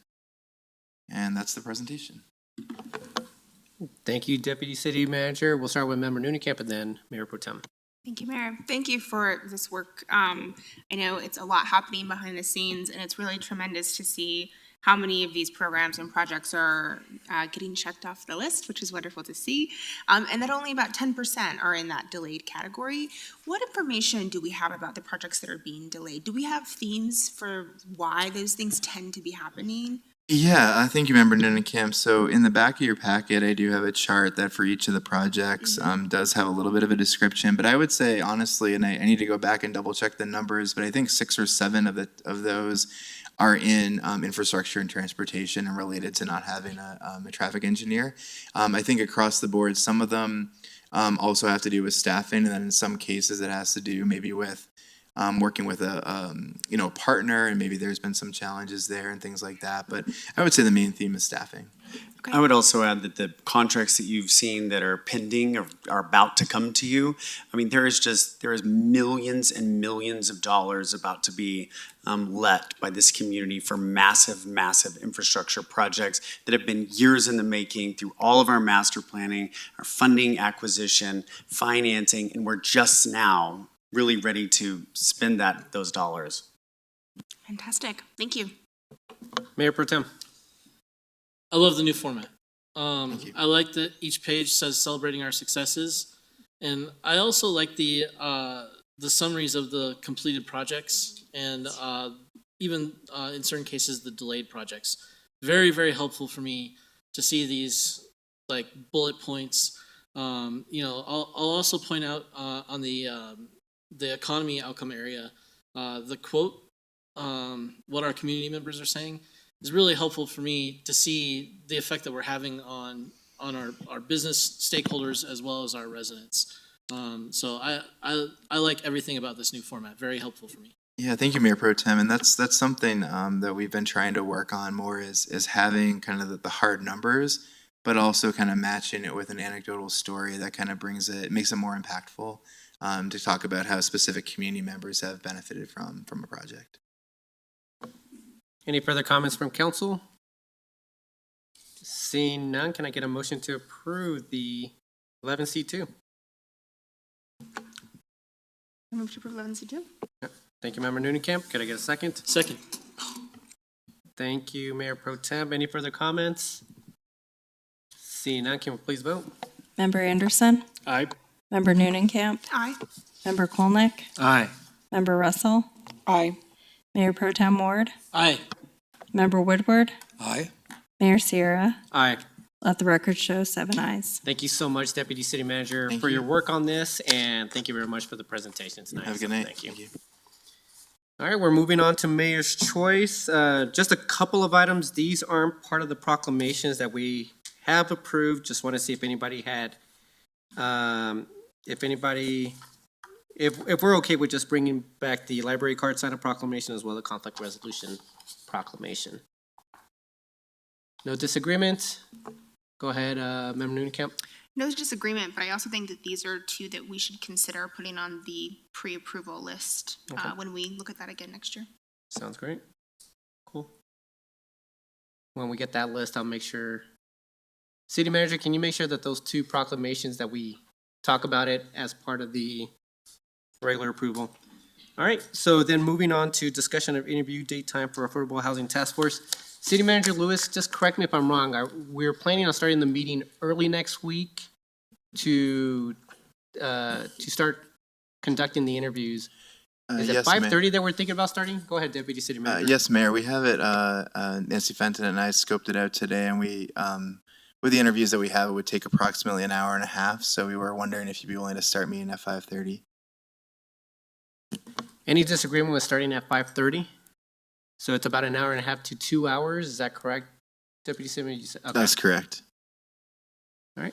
I'm fine with that schedule, but go ahead. What? Member Anderson. What? I guess I'm trying to think through the agenda for the week. Is it a special? So we have a special meeting next week. Okay. So we have the affordable housing. Obviously, this is going to be the start of the meeting. Then we have 4 or 5 study session items. 4 items, and then the second reading to Code Next as well. Correct.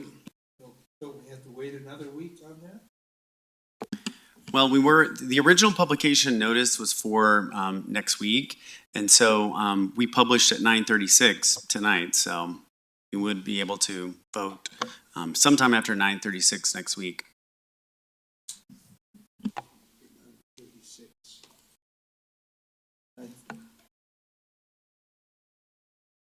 Correct. Sometime after 9:36. Your mic. The time? Yeah. I'm sorry. The time? What you're talking about? Yeah, so per city code, we have to publish any ordinance for both first and second reading, I believe. And so the second reading publish time and date was today at 9:36 p.m. upon your affirmative vote. And so that would give us the 7-day period. And again, we did that to give you that option because it was originally published for September 25th. Okay, I thought we had to go 2 weeks for a regular meeting to do the second reading. No, at least 7 days have to elapse since publication. And Oh, our okay. code defines a day as 24 hours. Okay. Anything else, Member Woodward? Nope, that's it. Member Noonekamp, and then Member Anderson. One reason why I support us when we start earlier is to make room for public comment, being consistent at the 7 p.m. But if there's no public comment next week, it would be easier for my work schedule if we started at 6, but I won't die on that hill. So you are okay with 5:30? My preference would be 6. Preference would be 6, okay. But, Go ahead, Member Anderson. My preference is 6 as well. So, I guess Deputy City Manager, Ms. Benton, have we scheduled anything for 5:30? Have we set out a schedule with the applicants for the task force? No, No, okay. So go ahead, Mayor Pro Tem. I think I'm fine with the 6 o'clock start as well. I mean, if we're not risking running up against public comment, which we've all agreed is to start at 7 o'clock on a regular basis, I think we're in pretty good shape here. All right. That's fine with me if we're okay with having a longer evening if that's the case. But all right, so we will start at 6 o'clock. And we dinner. will have something. And we will have dinner, yes. Thank you, Member Woodward. Moving on to discussion of council liaisons for the Youth Advisory Board. Deputy City Manager, do you have anything on this? Are you asking for 1 or 2? we're just asking, like, you have liaisons to other committees if you'd like to, A, if you'd like to have a liaison, and B, who it would be, and C, if you'd like to have more than one. Go ahead, Mayor Pro Tem. I think one of the great benefits of having this youth advisory board is giving the youth of our city direct access to council members. So I think we would be making a grievous error if we did not appoint at least 1 liaison, if not even 2, to this youth advisory board. Yep. Thank you, Mayor Pro Tem. I agree. I think that there should be at least 1. I would be happy to serve on this board, but also I was kind of thinking the school liaisons, maybe it would make sense for one of the 2 from the school liaisons to be part of that youth advisory board, but bandwidth may be stretched. So I'd be happy to join those. So go ahead, Mayor Pro Tem, your light's still on. This is something that I would love to serve on this board. Okay. I'd be happy for you to serve on that board, Mayor Pro Tem. So, all right. Anybody in disagreement with having the Mayor Pro Tem? There you go. And I would also suggest that we appoint 2 council liaisons, but Well, you should have said that to begin with. So I'll be happy to serve with you then as the second council liaison if you guys are okay with having a second. All right. So we have there we go. We got 2 people. All right. I don't believe I have anything else for tonight, so council members' choice. Go ahead, Mayor Pro Tem.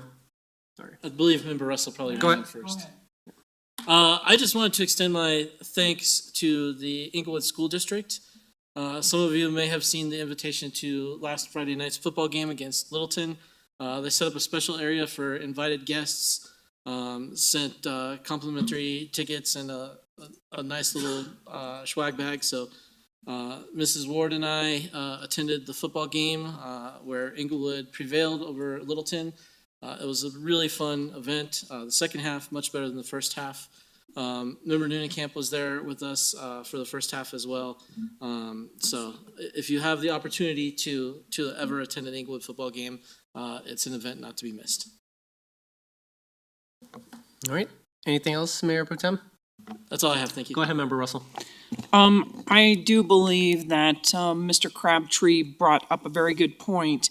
The duties of planning and zoning, according to the charter, is it shall prepare and recommend to the council a comprehensive zoning ordinance or propose amendments or revisions thereto, with such provisions as the commission shall deem necessary or desirable for the promotion of the health, safety, morals, and general welfare of the inhabitants of the city.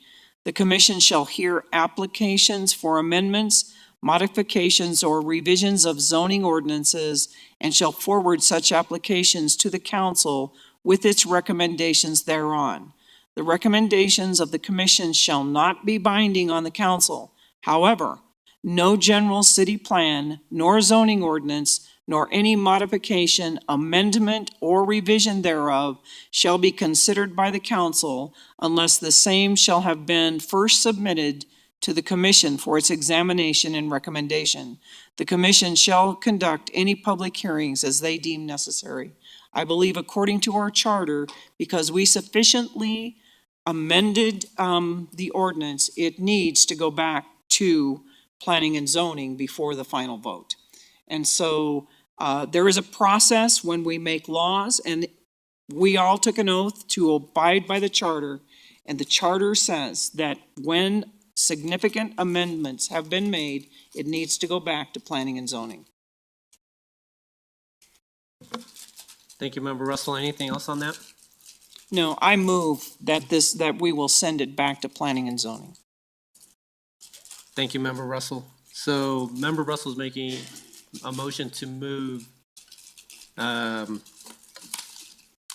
trying to think what the name of the code is. The bill for ordinance for case 2020, the Unified Development Code. So you make a motion to move. Council Go ahead, Bill Member. 52. Back to planning and zoning, but go ahead, Member Anderson. I would like to hear the city attorney's opinion on the charter provision. Yes, it's my interpretation of that charter provision that sending it back to P&Z is not required. P&Z had a public hearing on the subject matter of Title 16. They considered it. They adopted a proposed Title 16, and then they forwarded it to council with their recommendation for adoption. Council at that point has three options. Council can adopt it as recommended without revisions. Council could amend it as council did and adopt it as council amends it, or council would have the option of sending it back to P&Z. And that's perfectly fine if council wishes to exercise that option. However, council is not required to do so because P&Z already performed the duty required by charter, which is to consider the proposed Title 16 and then forward a recommendation to City Council. And as that charter section notes, it's not binding on City Council. Thank you, City Attorney Niles. All right. Any further comment on that? I made a motion. Is Yes, there you a did. second? Thank you, Member Russell. Is there a second on the motion? Any seconds? There is no second on the motion, Member Russell. All right. There's no second, and with that, anyone else for council member's choice? Go ahead, Mayor Pro Tem. Mayor, I'd just like to explain briefly why I did not second the motion. I concur with the city attorney's interpretation, and I did look at this provision in the charter. As compared to the provision that governs the Board of Adjustment and Appeals, this provision is not as perhaps clearly written as it could be. But I'm of the mind that the clause, nor any modification, amendment, or revision thereof modifies the phrases general city plan or zoning ordinance. And those have already been heard, as the attorney indicated, by P&Z. P&Z conducted a hearing. It's now council's decision on how we take the information that they submitted to us. We made modifications to what they submitted to us. As I read the code, that's well within the prescribed process. Thank you, Mayor Pro Tem. No one else, so City Manager's report. Thank you, Mayor. Just a couple of items. The Youth Advisory Committee will meet next week. So next Wednesday is their first meeting, and I understand that there is a mock council meeting that's been planned with an agenda for them. So it sounds like a lot of fun. Thanks to Tim and I think some folks in the clerk's office for helping put that together. I also just want to thank Tim for his leadership in the strategic plan. I remember when he got here, I said, look, we have a strategic plan. And he was like, okay, well, I'll show you a strategic plan. And he really has done that and taken us to a whole nother level. And it's taken a tremendous amount of work from the departments too, reporting on these and us having to cajole and prod and push, but ultimately getting really good support from the departments on that. And then just close with the fact that as part of the strategic plan, our stormwater efforts, which have been front and center in the last several weeks, are part of that strategic plan. And next week you will see, I believe, about $20 million in spending on your budget, on your council agenda. And that is for the South Englewood Storm Flood Reduction Project. And so that is in the form of 2 massive contracts that will come to you for the construction of the South Englewood Detention Pond, as well as all the inlet work that's going to be done, the pipe that will run from Rotolo into the new stormwater detention pond. So just a tremendous, tremendous amount of work that's gone into that. And that's just one of about 100 projects that are really transforming our infrastructure that's just taken this long to plan and to get the money together for. And I just appreciate your leadership in that, the previous council in particular for starting the rate and fee study and the master plans, but it takes each of you executing on that every year, and just thank you for that. And last but not least, the Oxford sinkhole is completely fixed and the pavement has been restored. The striping went in on Saturday and the road was reopened by Sunday. So we really want to thank our Public Works Department for their work and all of that. And that's all I have. Thank you, Mayor. Thank you, City Manager Lewis, and thank you very much for that update. And with that, everyone, we are now adjourned. See you all next Monday. Have a good evening.